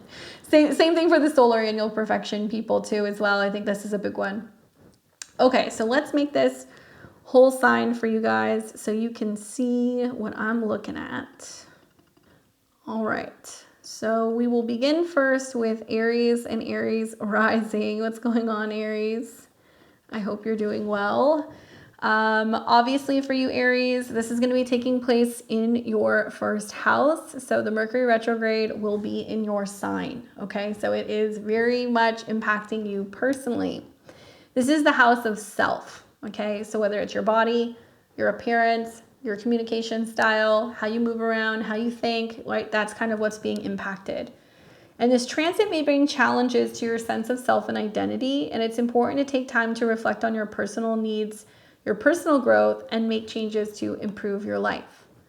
Now, Mercury rules your 3rd house of communication and also your 6th house of daily routine and scheduling. So there may be a need to take a step back and reassess how you're thinking, how you communicate, how you're working your schedule, and making some changes when it comes to your health, maybe how you get around town or how you're communicating with people at work. I definitely think it's very personal for you, not just because it's in your sign, but because it's going to be making contacts with the North Node and also, you know, Chiron being there for a lot of Aries. I think it's going to be healing the way that you communicate to yourself and to other people. The card that I get is the 7 of Pentacles. For me, this means that healing takes time, right? You're going to have to be patient. You can't rush the process. Really take your time and think about how you're going about making these changes. It's also about planting new seeds when it comes to investing in yourself. This may mean that you're having to spend a little bit of extra time or extra money when it comes to reassessing something about yourself. Maybe it means that you're like, hey, I'm willing to invest money into, you know, going and getting a gym membership, or I'm willing to invest a little bit more time, taking time to, you know, read through things or better myself or learn something, reading a self-help book. But the process is going to take a little bit of time, so just don't rush it, okay? I know, easier said than done. Good luck, Aries. We've got Taurus and Taurus rising. What's up, Taurus? You're going to be doing this Mercury retrograde in Aries in your natal 12th house. All right, so for you, obviously this is going to be pretty introspective, and also it can be very spiritual. I would definitely pay attention to my dreams with a Mercury retrograde here. They can get pretty insightful. But spirituality is the theme in the 12th house, and this is time for reflection and spiritual growth. So it's important to take time to reflect on your personal growth and make changes to improve your life behind the scenes. Just a tip, start meditating, okay? That can give you a lot of like self-awareness really quick when you're consciously taking time to step aside, get some quiet time and reflect. Equally, Mercury rules your 5th house of creativity or children or love affairs. So certainly, like, you could be working long hours into the night working on creative projects. It could also be a time where you're reassessing or kind of feeling like you're in the dark about a romantic relationship, or your sleep is being kind of disturbed because of a child. That can be happening. And Mercury also has connections to your 2nd house of resources, money, and value. So there can be like a sense of you staying up and rethinking or reassessing something about, a creative project and trying to find ways to like make it more valuable. It can be a time where you can kind of be in your head a little bit too, if you're having concerns about, financial situations or romantic partners or even like children. And if you're feeling a little squirrely, that's because planets in your 12th house will do that. So take time and try to find something that you can do creatively or spiritually behind the scenes while you're kind of having that space. The card that I get for you is the 8 of Swords, okay? Remember how I mentioned this card in my discussion today? I was like, it kind of feels like people being like, oh, I'm stuck. I can't get out. There's nothing I can do. And then you pull this card, which I could see in the 12th house, because the 12th house can have this sense of being like, I don't see my way out of it. There's no way out of it. When in reality, the 8 of Swords really means that when you shift your mindset and you realize that you can get out of it, it's just a matter of like choosing and kind of coming up with an action plan and not feeling victimized. Only then do things change. So I think that maybe this might be a time where you're really kind of tapping into like your inner beliefs, your inner faith. You're kind of doing some soul searching so you can kind of come out the other side and have a better plan moving forward with how to handle some of these things. And you just need time, maybe until planets are moving into your sign before you're ready to kind of discuss that. Good luck, Taurus. We have Gemini and Gemini rising. What's going on, guys? It's your favorite time of the year, Gemini. Just kidding. So you're having a Mercury retrograde, obviously, in your 11th house, and Mercury rules your chart. So when Mercury is going retrograde, you are playing a very personal role in reworking, reassessing, or returning to something. So the 11th house is friendship. So the transit can bring, challenges to your friendships and your social life. It's a time to take time to reflect on your personal growth and make changes to improve your life, because this is also about your goals. The positive, because there is some positive here, is that Aries does sextile your sign. So it's kind of feeding into what Gemini and Gemini risings do best, which is communicating, sharing, moving around.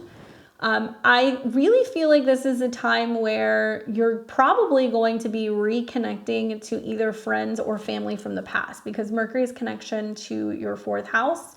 So there can be like, oh, I'm going to, a family gathering and I haven't seen certain siblings or relatives for a while. Or, I'm going to this house party where I haven't seen friends in like ages. So that's like a positive manifestation. It can also mean that you're realizing that you have kind of been isolated and it's time for you to get back out there and like meet people. And maybe you're going out solo, trying to join new groups and associations and trying to meet others. Can there be miscommunications with friends? Yes. Can there be friend fallouts? Yes. These things can happen. Sure. But also, if there has been a fallout in the past, it can be a time where you can kind of like readdress that and you can kind of heal the wound, right? So that's a positive way to look at it as well.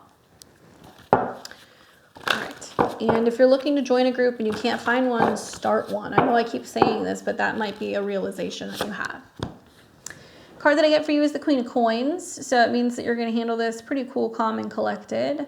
This can be about business networking and meeting other people and kind of, growing your kind of contacts when it comes to your professional life, which makes sense because Mars is in your 10th.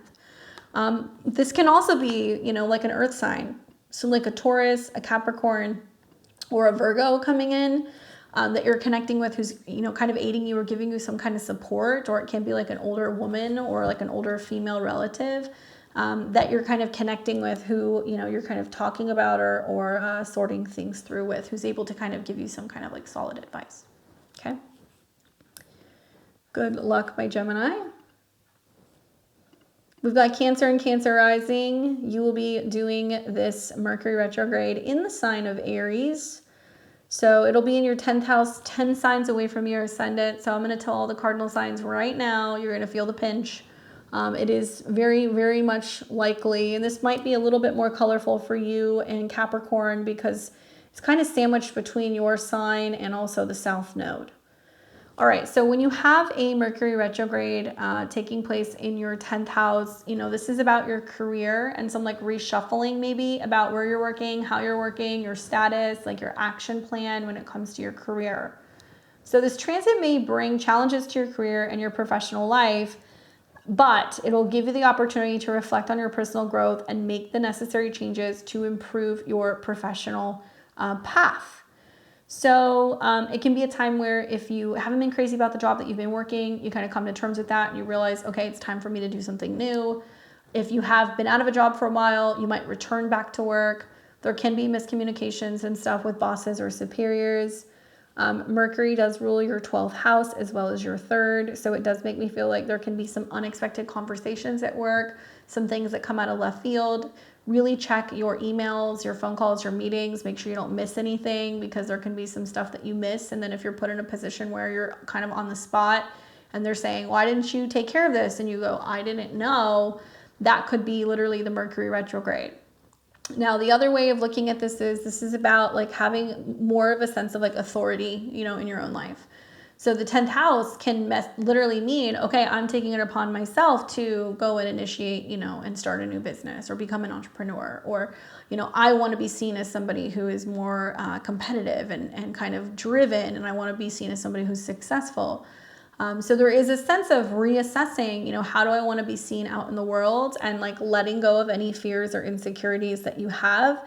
And learning to either learn something new to kind of get you on the path of, making changes career-wise, or, asking for help. That can be something else that can kind of come up here if you're asking for some kind of like career direction from another person, from a mentor, from a counselor, from, somebody who's maybe doing some job placement for you if you're working with like a headhunter. The card that I get for you is the Devil card, which is interesting that this is like the 10th house because it has that kind of connection of being like, I'm stuck. How do I get through this? Challenges also with limitations, like with bosses or like feeling like you're bound by what you've been doing forever. This card also has connections to Saturn. And so it's interesting that Saturn's in the 9th house because it might make you feel like the jobs or the positions that you want, you may not feel like you are like properly vetted or like trained or experienced enough to take them. So you could have somebody literally saying to you like, oh, well, you don't have enough experience, And so the Devil can talk about Saturn being in the 9th house where somebody's telling you like, well, you have to go and do XYZ before you can kind of like move up into this kind of position. So feeling that sense of limitation, but also recognizing that limitation is coming up to show you where you want to break through. You want to break free of that, right? Good luck, Cancer. I'm curious how this impacts you guys. You'll have to let me know. All right, so we've got Leo and Leo rising. You'll be doing a Mercury retrograde in your natal 9th house. This is going to be in a fellow sister fire sign, so it will be friendly by sign to your sun, moon, or rising, so that's the positive. A Mercury retrograde in the 9th house is about higher learning or flights, international travel. It can be about law or legal related things. And this transit may bring challenges to your education and learning or travel plans. Take time to obviously reflect on, your personal growth. Everything's going to be about personal growth. Your personal beliefs, right? This can also be a time with the Cazimi and the eclipse where there is some kind of grand realization or belief about yourself that kind of comes out. And it may be that you realize this when you're talking to a teacher or you're taking a course or you're traveling somewhere. It may be that, you're healing some kind of like, belief that you had about yourself and now somehow it's kind of changing. I also see this as a time where like I would double and triple check all travel accommodation plans. There can be some things that were kind of like looked over or that you missed. It can also represent a time where, you're having or experiencing a healing relationship with a new teacher or a mentor or somebody who could be like a relationship at a distance. Can this be the foreshadowing of some legal issues? Maybe. They could be costly because of Mercury's connection to your 2nd house. So it is possible that you're like, oh, I have to, pay extra money to have a connecting flight that I didn't, catch, or, You know, I'm having to, pay for a new visa or, a document legally that can come up. Mercury is connected to the 11th house too. So I really feel like there's something shifting about your goals and your values and like what your personal beliefs are when it comes to yourself, and also money. That's going to be something that you're going to be talking about a lot as well. The card that I get is the Eight of Wands. So I think for you, this is funny, this is coming up because it can mean that like things are moving very quickly, especially when we get all these planets into Aries. You guys are going to be surprised just like the momentum of how like April is going to really speed up. I think this is about keeping it moving and like not like slowing down, like allowing yourself to be present with like this process of like exploring and having like this like adventure. But Eight of Wands does make me think that there's so much momentum going in one direction that it could happen too quickly. And then it's like the retrograde happens and you're like, oh my God, am I really doing this? Like, do I really believe in this? Or am I really going to this school? Or I'm going to spend how long in another country, and then reality kind of sets in. And also it's about not rushing, because Eight of Wands can be about doing something very quickly and being like, I have to get from point A to point B. And you may, become so fixated on like the end result that like you miss the whole process, the whole like voyage, on the whole way there. If you find yourself in a long car ride or train ride or anything like that, like put your phone down, either if you're driving, obviously drive, but if you have the ability to kind of watch what's going on with everything around you, I would not be so fixated on where you're going. I'd also pay attention to the journey, because this can be about long journeys. Anyway, good luck. We've got Virgo and Virgo rising. I'm going to let you guys know this is your favorite time. Mercury's going retrograde, which is always a big time for you, my Virgos, because, well, you're ruled by Mercury. So it'll be turning hello Mercury retrograde. Mercury will be turning retrograde in Aries in your 8th house, okay? And it's in a sign that in conjuncts or quincunx is used. So you can get kind of agitated or annoyed with the fact that you personally have to make changes. This is the one sign that'll kind of like pull your card and be like, yeah, you need to fix this, this, and this, where usually you're doing that for other people. So you can feel a little vulnerable during this particular transit. Now, a Mercury retrograde in the 8th house quite literally is about transformation, okay? So transformation of what? Intimacy, vulnerability, joint resources, partnerships, transformation of yourself. There can be also lots of insights pertaining to endings, beginnings, sexuality, the list goes on. So this is a time for reflection and transformation. And I think that it's about how you look at change. It's about how you look at your fears, how you're assessing or dealing with some monster in the closet situations.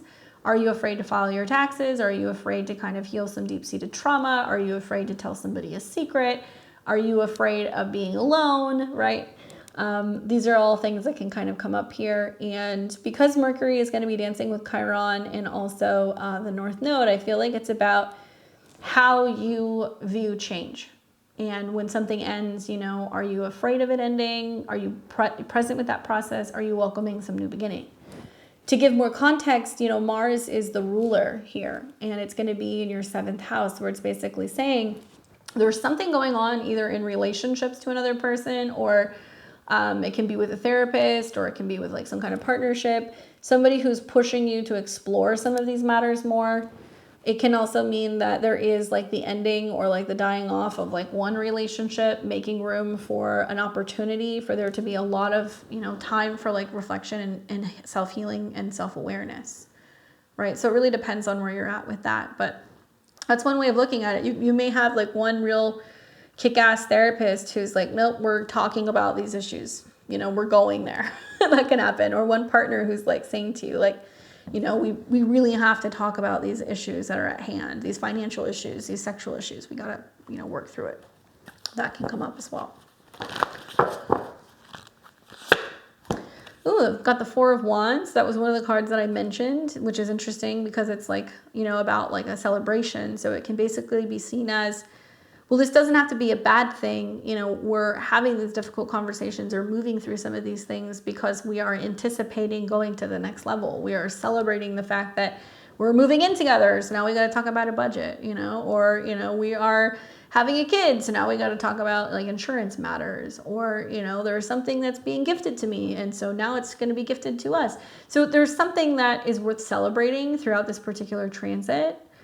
So I think this is a positive thing, and this can be about gathering, celebrations, people coming together. It can be about weddings. It can be about, like some kind of life, you know, event that's being celebrated. And so sometimes the 8th house can be dealing with like, you know, like incoming of like life and like birth, or like new, you know, financial beginnings that can be emerging. Good luck to you, my Virgo risings. We have now got Libra, Libra rising. You're going to be doing this Mercury retrograde in Aries in your natal 7th house. All right, for you, Libra, obviously Mercury has connections to your 12th house of the subconscious and the 9th house, which deals with long distance travel and education in your belief system, legality. And Mercury will be retrograding in your opposite sign, so it can feel a little bit more stressful for you in Cancer and Capricorn. This is literally dealing with relationships. So Mercury retrograde in the 7th house, you know, what are we doing here? The transit can bring challenges to your relationships, and it can bring miscommunications, misunderstandings, a change in direction in relationships. For those of you guys who are partnered, there can be a sense of awareness and being like, I'm pulling back or away from this person if something's not connecting. It can mean that you are subconsciously starting to disconnect and you're like losing interest in someone. And the 7th house could be your astrologer. It could be a romantic partner. It could be a spouse. It could be a client. It could also be a therapist. It could be your marketplace. You're reassessing basically how you connect with other people. So on one hand, you know, it can mean that it's giving you time to kind of really kind of figure out your audience or your relationship. But likely the miscommunications is coming from other people. So you're going to see other people not calling back, getting frustrated, not communicating well. You'll see clients also that are like missing appointments, or they're not, you know, like emailing or communicating clearly. You might see partners that are getting agitated and frustrated. And so, yeah, it can be a challenging transit for you, Libra, especially with the conjunction with Chiron and Venus, your chart ruler, you know, being in the 7th house. This is about you showing up and being a little bit more fierce in terms of like telling people what is and isn't working for you. There is a little bit more of like a defiant kind of sense with Venus being in this sign. When I think about Mars being the ruler of all of this, and Mars is conjunct Saturn and Neptune in your 6th house, it's very obvious that this, for some Libra risings, can be the beginning of the end of a relationship, and that really somebody else is the person who's bringing this on, because Mars is in the 6th house with Saturn and Neptune. It means that other people are mentally, emotionally struggling, or, you know, there's something that's potentially going on with like relationships within family. And so that's creating some kind of discord. But yeah, there's definitely some like relationship rearranging. You know, can Libra risings hear from their exes? Yeah, but like I wouldn't open that door because Mercury is your 12th house lord. Actually, you know, there can be, because of the conjunction between Mars and Saturn, something that's going on with like a relative, like a grandparent, or there can be something going on where you need to kind of go and join and be there for somebody else throughout their like health crisis. That can happen. Okay, so I'll leave it at that. But yeah, Libra can be a little tricky for you here. But the reorganizing or the shuffling that's going on, whether you're single or in a relationship, it doesn't matter. Remember, some of this is also about reestablishing a relationship with yourself. And so there is going to be a side of you that's like a little bit reassessing, you know, how you can better kind of communicate with other people, especially because you're going to feel like other people are going through crisis and kind of globbing onto you. I get the Queen of Swords, thank goddess, right? This is you. So this can be about really kind of like standing up for yourself and not being combative and not being angry or mean, but being very matter of fact and like, you know, being very concise with how you communicate with people and telling people what does and doesn't work for you. You know, swords can be used to direct your energy or draw a line in the sand. So it's important to speak up and say what you feel and also what you mean, and get it out there. And you can like let other people kind of marinate on that during the retrograde and see, you know, who's willing to kind of like reassess how they meet you so you can overcome some of these communication challenges. Good luck. You've got Scorpio and Scorpio rising. You're going to be doing a Mercury retrograde in Aries in your natal 6th house. Mercury has connections natally to your 11th house of friends, goals, and networking, and your 8th house of intimacy, things that are hidden, secret, or joint resources. For my Scorpios, a Mercury retrograde in the 6th house. So first of all, Mercury does very well in this house. He likes being in the 3rd or the 6th house. So you've got Mercury in a strong sign and it's in a strong house. So it's working in your favor. However, like Virgo, it's making inconjuncts or quincunx to your ascendant. So you get agitated, Scorpio, with all of this Aries energy. This is more masculine, it's more active, it's more in your face when you like to be a little bit more private or a little bit more secluded. So a Mercury retrograde in your 6th house can be basically making changes to your health, your daily routine, or your well-being. This is also a time where you may feel challenged to let go or make significant changes to your habits or your daily routine. Because Mercury is connected to the 11th house, it's about reassessing your goals when it comes to how you're working, productivity, what you're eating, what you're getting done, your schedule. And also I think the connection to the 8th house is where there can be some unhealthy tendencies or habits that are coming up for you that can be like mentally draining or psychologically too much, or they can be about some kind of like sexual habits or fixations that are coming up. It can also be a time where, it really pays to have like a group or a friend or somebody that you can talk to as you're going through some of these changes. Truth be told, an eclipse in your 6th house, Chiron in your 6th house, a retrograde in your 6th house, a lot of Scorpio risings really should listen to my predictions because it can manifest as having a health problem. However, it can also represent where this health issue comes up. It gives you the opportunity to heal it and be like, okay, I need to kind of like be all hands on deck in this matter. Some of you guys will change jobs, or you will go to a new office space, or you will have like a little bit of a tiff or like some friction maybe with a coworker at work. And at the time of this retrograde, Mars, which is your ruler as well, will be in Pisces in your 5th house, very close to Saturn, which is about responsibility, and Neptune, which is going to be about like disassociation.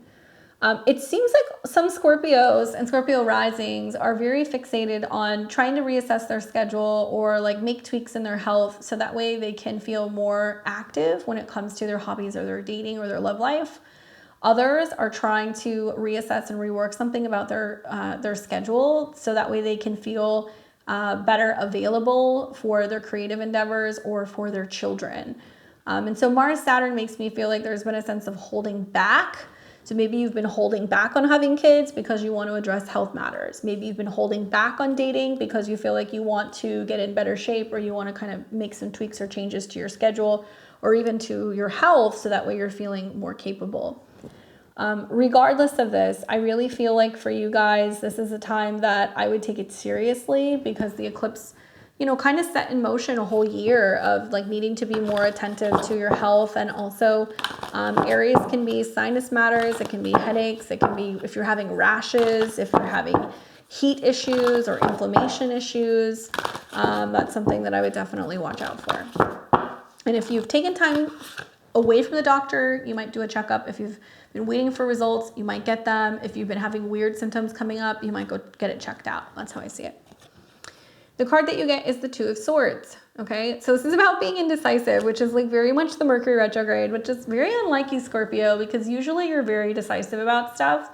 So I'm wondering, like, what are you afraid of dealing with? I could see some of you guys kind of questioning, like, okay, is this a serious health matter? Do I really need to get it checked out? Or some of you guys questioning, like, is it a health matter or is it like a mental health matter? And going back and forth and like debating or feeling stressed about something. 2 of Swords could quite literally mean that there is stress and that's what's causing the problems. Maybe you're one of the signs more than most that's going to benefit from really just paying attention all month long before really making any changes or decisions when it comes to your habits or your daily routine. But it seems to me like you're a little split. So like, what is it that you're debating? I would love to know. Good luck. We have Sag and Sag rising. You'll be doing this Mercury retrograde in the sign of Aries in your natal 5th house. This is going to be in a fellow sister fire sign. So it's going to trine your sun, moon, rising, or natal placements that you have in Sag. This is positive for you. Mercury traditionally rules your 7th house of relationships, people who you partner with. This can also be your clients or potentially some kind of like collaboration that you have, maybe your spouse. It also rules your 10th house, which is about your reputation, your career, and your public status. So Mercury going retrograde in the 5th house. What happens here?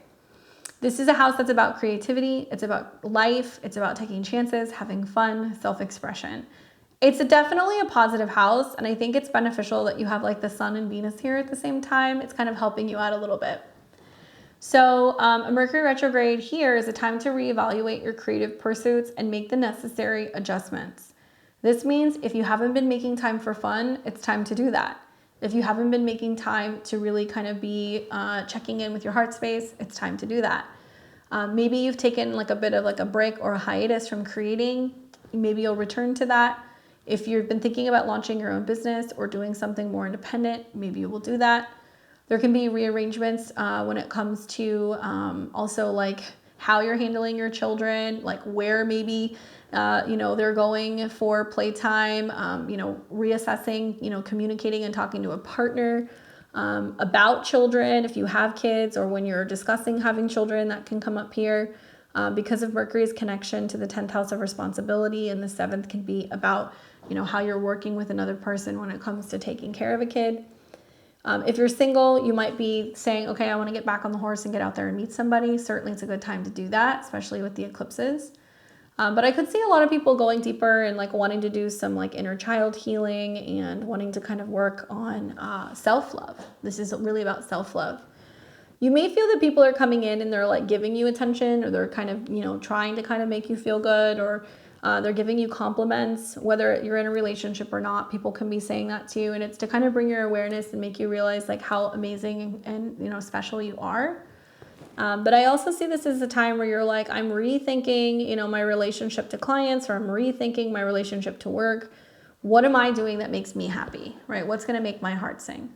And so that's something I would really think about, and also having your 7th house ruler in the 5th house. I mean, it means that if you're in a relationship, you're spending more time on being like, developing fun times with your partner, or planning trips, or, like dating, or outings and stuff, like having date nights, and trying to find ways that you can be more active with your partner and like making that a priority. Rather than feeling like, with this Mars and Saturn stuff in your 4th house, where you're like, oh, I'm stuck at home, it's like there's nothing I can do. Things are heavy, emotions are heavy. It's like, okay, but you can't stay there, right? You have to kind of keep it moving. So you may go back to something from your childhood. Like you might be like, oh, I always used to love to play this game or watch this show, or, something like that. And you'll be like, oh, I used to love doing this when I was a kid. Like I'm going to start doing it again. And it can be something that's crafty too, something that's creative, that you may decide that you want to return to start doing. And also I think it's about healing the way that you look at pleasure. I think that's like a big part of this, like learning to kind of be more open to pleasure. The card that I get is the Chariot, okay, which is interesting because this does talk about like going places, doing things. It might talk about traveling. It might talk about getting out of the house more. This can also talk about something like speeding up. So it might mean that there's, progressive conversations that you're having about what the future holds in regards to a relationship to another person, or what you're trying to achieve. Like certainly a solar eclipse here for a lot of Sag risings is going to be, okay, I'm giving birth to something, okay? A creative project, a relationship, or a kid. And you're going to be talking about that a lot with another person. And so I think that you might feel like the momentum of that is just moving very quickly. And you're trying to kind of figure out how to navigate making that happen, and also at the same time feeling like it can be fun, that it's not like heavy, right? Anyway, I hope that's helpful for you guys. Definitely looks like it's going to be a quick moving time. I've got Capricorn and Capricorn rising. You guys are doing this Mercury retrograde in Aries in your natal 4th house. Mercury rules your house of health and daily routine, and it also has connections to travel, beliefs, and law and legality. So for you, Capricorn, can feel a little tricky because Mercury is retrograding 4 houses from your sign, so it's squaring you. So you'll feel the pressure of like responsibility, hard work, determination. The ruler of this retrograde is going to be very close to you, so you're going to almost be feeling like it's just everything's hitting you from every which way. when it comes to communicating with family or roommates or relatives. That you're either having to move or you're having to travel to go back home. There is something going on where you're having to kind of like reassess or rework or like renegotiate something about home or family terms. Mercury here can be about siblings. It can be about contracts. It can be about leases. It is also possible that there could be like a back and forth with like a landlord. That can come up here as well. I feel like there can be some need to reschedule work or reschedule something about the help or assistance when it comes to reorganizing or moving home. So if you're like, I own my home or I'm solid in my place, I'm not moving, if you need to fix something in the home or in the kitchen, you may need to bring somebody in to do that. So it can mean that if you start it during the retrograde, things can go kind of haywire. If you don't agree to a budget limit, you might end up paying more. If you're trying to fix it during the retrograde, something might be overlooked, right? Especially like electrical things and wiring things. That's not a good idea. And it might mean that something has to be fixed again. Now, it also means there can be breakdown in terms of how you're communicating with family. So likely, this transit's going to bring changes to your home life and your relationship with family. And I think you may have this realization that you're like, I have to draw a hard line, Mars, Saturn, and be really kind of firm with some people about what it is I need. And whether that's like timelines or deadlines, whether that's dealing with somebody, that's renting your home and you have to kind of say to them, look, you need to be out by this date. Drawing like a hard line, I think, with like some relatives about like, I'm sorry, you can't stay here any longer, or you're not welcome in my home. These things unfortunately can kind of come up during the Mercury retrograde. Can there be lost items in a move? Can there be issues with rental trucks? Yes, there can. So label all of your boxes. Make sure you book your U-Haul early. Maybe really read the reviews for movers so that way nothing's kind of getting broken or kind of going missing. I've definitely moved during a Mercury retrograde. It is not fun, but I have found that if I use the whole retrograde in the shadow, whatever's been missing eventually turns up. Right? It just does. So if you think it's missing, it's not, you'll find it. But you really want to use your communication skills in telling people this goes there, this needs to be here at this time, label this box, make sure you make a list of things that you can keep in a safe space. So, okay, I know where, these things are. Even if I can't see them and they're boxed up, I know where they are, right? Be very careful with like leases and things that you sign. That's the other thing I would say, especially legal stuff. So if it's like a legally binding contract, like buying a home, selling a home, having a house inspected. Oh my God, I couldn't imagine a solar eclipse and a Mercury retrograde. It's like you might be like, okay, we sold the house and they had it inspected and something's wrong, right? That sometimes those things can kind of happen. So you want to really, really make sure that you're hiring the best people or you're making the necessary changes or tweaks to your schedule to kind of go with the flow with something that's kind of moving or reassessing about your home or your family. Sometimes it's not even your physical home. Sometimes it's like you get a call and like mom's like, I need you to come home for something, I got the High Priestess. So I think the positive here is like intuitively, and some of you guys are like, this is already happening. I already see the writing on the wall. I know what you're talking about. I can foresee this, event kind of coming down, or you're moving or you're going back home. Listen to your intuition. I think a retrograde, does make us more intuitive. We can be more kind of tapped into the subtle kind of internal bells and alarms that might go off. But also in the fourth house, it's very much about your psychic abilities. It's about your intuition.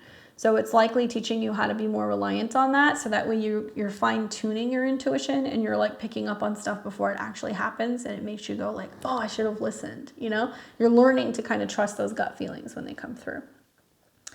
And that's about waiting and receiving. So you don't need to do anything. It's just about waiting for things to happen. Good luck, Capricorn. I've got Aquarius and Aquarius rising. We are doing this Mercury retrograde in Aries in your natal third house. Mercury loves being here. It's a house that it's very comfortable visiting. When you have Mercury retrograde in the third house, this is about communication. This is about learning. This is about gadgets. This is about siblings and cars. So running out and buying a new iPhone, probably not recommended. Squabbles via text message with siblings or friends, not recommended. Emails and text messages can cause problems during this retrograde because things can be taken out of context and you can't hear the tone. So pick up the phone or talk to somebody in person. responding to things too quickly, not reading everything, making assumptions, that can get you into some trouble. Buying cars, selling cars, leasing cars, legal contracts as well, right? Mercury rules other people's money. So things like, joint resources or debt or, signing up for a new credit card and not reading all the terms or the percentage on it, applying for an auto loan and thinking you're going to get it and selling your, older car because you're like, I'm going to go buy something new. And then you can't get the loan. So then you're like, there's a mix up going on with being able to have a car come through. I mean, literally, insurance matters for a new car. I mean, I think people are realizing just how crazy insurance is becoming. And so I say, if you're going to go and buy a new car, do yourself a favor, go and look up what the insurance is going to be before you buy that car. Because you don't want to be in a situation where you have the car and then you realize I'm tacking on another like $400 or $500 a month to then insure it, because I could see this happening with this retrograde. Yes, we can see cars break down. We can see, phones fall in toilets, or pools, but likely it would be your own doing because it's Aries in the third house. Be mindful also when you're driving. Make sure you have all the documents that you need, like your insurance card, your driver's license, because documents can be the third house, and this is about insurance matters. And Mercury is also connected to the fifth house. So it might be about how you're learning how to creatively express yourself, how you're reassessing how you communicate to romantic partners, how you talk to your kids, especially about budgeting and finance. It may be a time where you're having to talk to kids about, helping them out financially or them paying a debt, or a romantic partner paying a debt to you. That can come up here as well. But yeah, third house is like the junk drawer in astrology. So it's like there's so many different things that it can mean. But I will tell you this, Saturn is your co-ruler. And at the time of this retrograde, Mars and Saturn are very close to each other. So it means the things that you say will come at a cost or a price. The things that you break or the things that kind of catch on fire or overheat, you're going to have to pay for. So leaving an iPhone out in the sun, and then it fries, it could cost you if you leave it in your car or if you leave it outside. If you end up, speeding and then you hit something and then you have damage to your car, you may be liable for that. These are the kinds of things that you want to be mindful of. Definitely watch for miscommunications and misunderstandings. It's very common during this transit. And it can be about just like this mind on fire and you're getting really excited about saying something. And then it's like you put the cart before the horse and then, yeah, it's a little bit too much all at one time. And then you're trying to kind of reel it in. And you may feel bad with the Mars-Saturn conjunction personally. Or maybe you get some kind of like harsh criticism. Maybe somebody's criticizing something you've said or, something that you've written or something you've put on social media. You may have an issue or something that you've said in the past comes back to bite you in the ass, or something that you post that you try to delete and other people see it. Be careful with that as well. That can have major financial implications with Mars and Saturn in the second house, right? The card that I get is the Lover's card. So I really feel like this might, I think about like Mercury retrograde in the third house with Venus and the sun. It could be like, are you communicating or speaking to somebody in a way that could be, like misconstrued as, like coming on to them, right? Not intentionally, but it could. The Lover's card is a romantic card. Does it talk about going back and forth with, a creative project and something that you love and trying to kind of figure out how to tell the story, maybe? Can it mean that you're reassessing how to express how you feel and what you love to other people? Are you trying to develop better communication strategies with a romantic partner, maybe? Certainly communication and partnerships is a theme in general, just because you're going to have the Cazimi and the sun rules your seventh. But it may mean that you're feeling like you're going back and forth about how to approach a romantic situation, how to talk to somebody about something. Maybe you're feeling like you have to make a choice, or you have to choose between, two people, or you're feeling tempted to reach out or say something, or you're feeling tempted to kind of give somebody a piece of your mind. Certainly that could be the case too. Good luck for you, my Aquariuses. And then we've got Pisces and Pisces rising. You guys will be doing the Mercury retrograde in Aries in your natal second house. Obviously, the second house is about your personal finances. So this is a time to reevaluate your financial situation and make the necessary adjustments. I would encourage you to be very cautious with your spending and to avoid impulsive financial decisions. Now, Mercury rules relationships, okay, partners and other people. And also it has connections to your home, okay? So avoid making hasty, costly decisions like, oh, this person's trying to sell me on, you know, their interior design services and it's like really expensive, but I just have to have it and it's a deal. I'll buy it now. Like people will try to sell you on stuff. You can also purchase something from someone for your home, and then you realize like, oh, it's the wrong size bed frame, or it like doesn't fit in the space, and like you try to get your money back and you can't. It can be a time where you're seriously contemplating or considering investing in something relationship-wise, like working with a coach or a trainer, working with a home organizer. You could be going back and forth with a partner about home or a cost of living or a budget situation. It might be a time where Mercury retrograde is you saying, do I really value this relationship anymore? Do I want to hold on to it? Do I want to let it go? You know, am I charging enough or not enough for my services? You know, should I charge more? And you're kind of taking into consideration your time, your cost, your expenses. I'd be very careful with buying things for a partner or buying things for my home, because it seems like we don't know if either one of those things are solid yet. You know, you might be contemplating moving, so you're like, why do I want to buy a new fridge, or why do I want to buy new furniture? You may also be feeling the pressure and you're going back and forth in regards to a relationship and how that relationship impacts your home or your financial situation. Certainly some of you guys could be going, well, I'm leaving a relationship, so there in turn, now there's more financial responsibility on me, and now I'm figuring out where I'm going to live, right? That can happen as well. So be extremely conservative with your budgeting. Be very cautious with, you know, just kind of blowing money that you may not necessarily have, because there can be a twist of fate that can happen with a retrograde in the second house of money, and a solar eclipse. Now, the good news is the North Node's there. So it's trying to teach you your worth. It's trying to teach you to stand up for yourself. It wants you to become more self-sufficient. It wants you to make more money, become more, you know, solid and secure.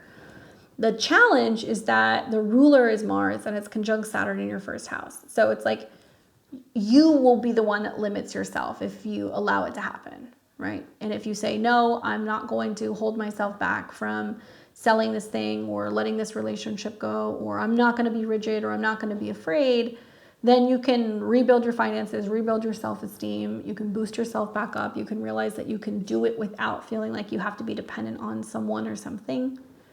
But a tricky place to have Mars with Saturn in your first house, where you're very strict, and then Neptune where you're like, I don't know. And I think a lot of Pisces could be on the precipice of basically being like, you know, I'm afraid to take that leap of faith and charge more money or make this big investment, or I'm afraid to, you know, feel good about myself or be, you know, like build myself back up. But you kind of have to right now. Like there's a sense of like really needing to see your value and your worth. And that's really where everything comes together. And when you realize what you're worth, you're not going to accept any less than that. And then you'll make more money. You'll bring in better relationships. You'll feel more secure in yourself. So don't let yourself become your own worst enemy, I guess is kind of like the message in the midst of this. And it can be a time where people owe you money too. Mercury retrograde in the second. So if somebody owes you something, whether it's like a coworker, a friend, a relationship, whatever, I would be like, you got to pay up, you know, or I need this. This is what I need from you. Or you owe me this thing, or you owe me this favor. There's something that's being paid. And I think it's about you receiving that personally. Be careful with whose advice you buy about finances and investments too. That's another bit of advice for you. I'd be very cautious with that, because some people might say, sure, I'll manage you, or I'll help you manage these funds or whatever. And it's like, they may not necessarily be the best option. Ooh, you get the Emperor. I was waiting for somebody to get it. You got it, Pisces. Good for you. So owning your stuff, right? Being the boss, standing up and being like, this is mine, you know, and what is mine cannot truly be taken. And I think this is about managing things in a way where you're kind of like exercising a little bit more of your masculine energy. Even if you're, you know, a woman, you're kind of being like, hey, like, you know, I got to stand up for myself. I'm not going to be walked all over. And it can be also major turning points for feeling like you're taking responsibility and you're really showing up when it comes to your finances, your security, your career, and also for yourself, right? All right, guys. Well, I mean, I'm hoping for the best with this one, you know. I really genuinely am hoping for the best with this one, especially now that we're already kind of in the shadow. I'm already starting to see what it's about, but I'm optimistic that, you know, the universe is going to handle all the details. Let me know, what do you guys think? How is this impacting you in your chart? Am I missing anything? Do you agree, disagree? Give me your feedback. I'd love to hear from you guys, even though April is going to be keyboard warrior season. So gonna see what everybody has to say. I will be back here on Thursday. We got horoscopes coming soon, guys. So I know you guys want to know what's going on with April astrology. I'm going to give you the 411. Make sure you're subscribed. Click that bell button below so that way you can hang out with me on Tuesdays, Thursdays, Fridays, and Sundays. We've got so much stuff going on in this next month. You guys want to be up to date and know what's going on. If you guys like my content, make sure you check out my website. Go to beyondtheveiltarot.com. There you can see all the stuff that I have. I do candles for all kinds of other, things, spiritual stuff. I've got a Mercury Retrograde candle there too if you guys want to pick one up. I've also got my personal astrology calendars, my beautiful 2024 printed astrology calendars as well with profiles on the 12 signs. You guys can also catch my tarot and astrology courses. I have beginners study at your own pace courses there, hours upon hours of instruction if you want to learn how to read like me. And you guys can also book a personalized reading with me. I'm booking in the month of July. So if you know you have a birthday coming up or you want to gift something to somebody, I would love to gift you guys a reading. We can chat live on a Zoom call and talk about what's going on with your transits. So with that being said, thank you guys so much for your support. I'm wishing you guys a really happy and clear, positive, happy, communication period during this Mercury retrograde. Let's hope he's good to all of us. Until next time, I'll catch you guys all back here very soon. Enjoy the rest of your week. Take care.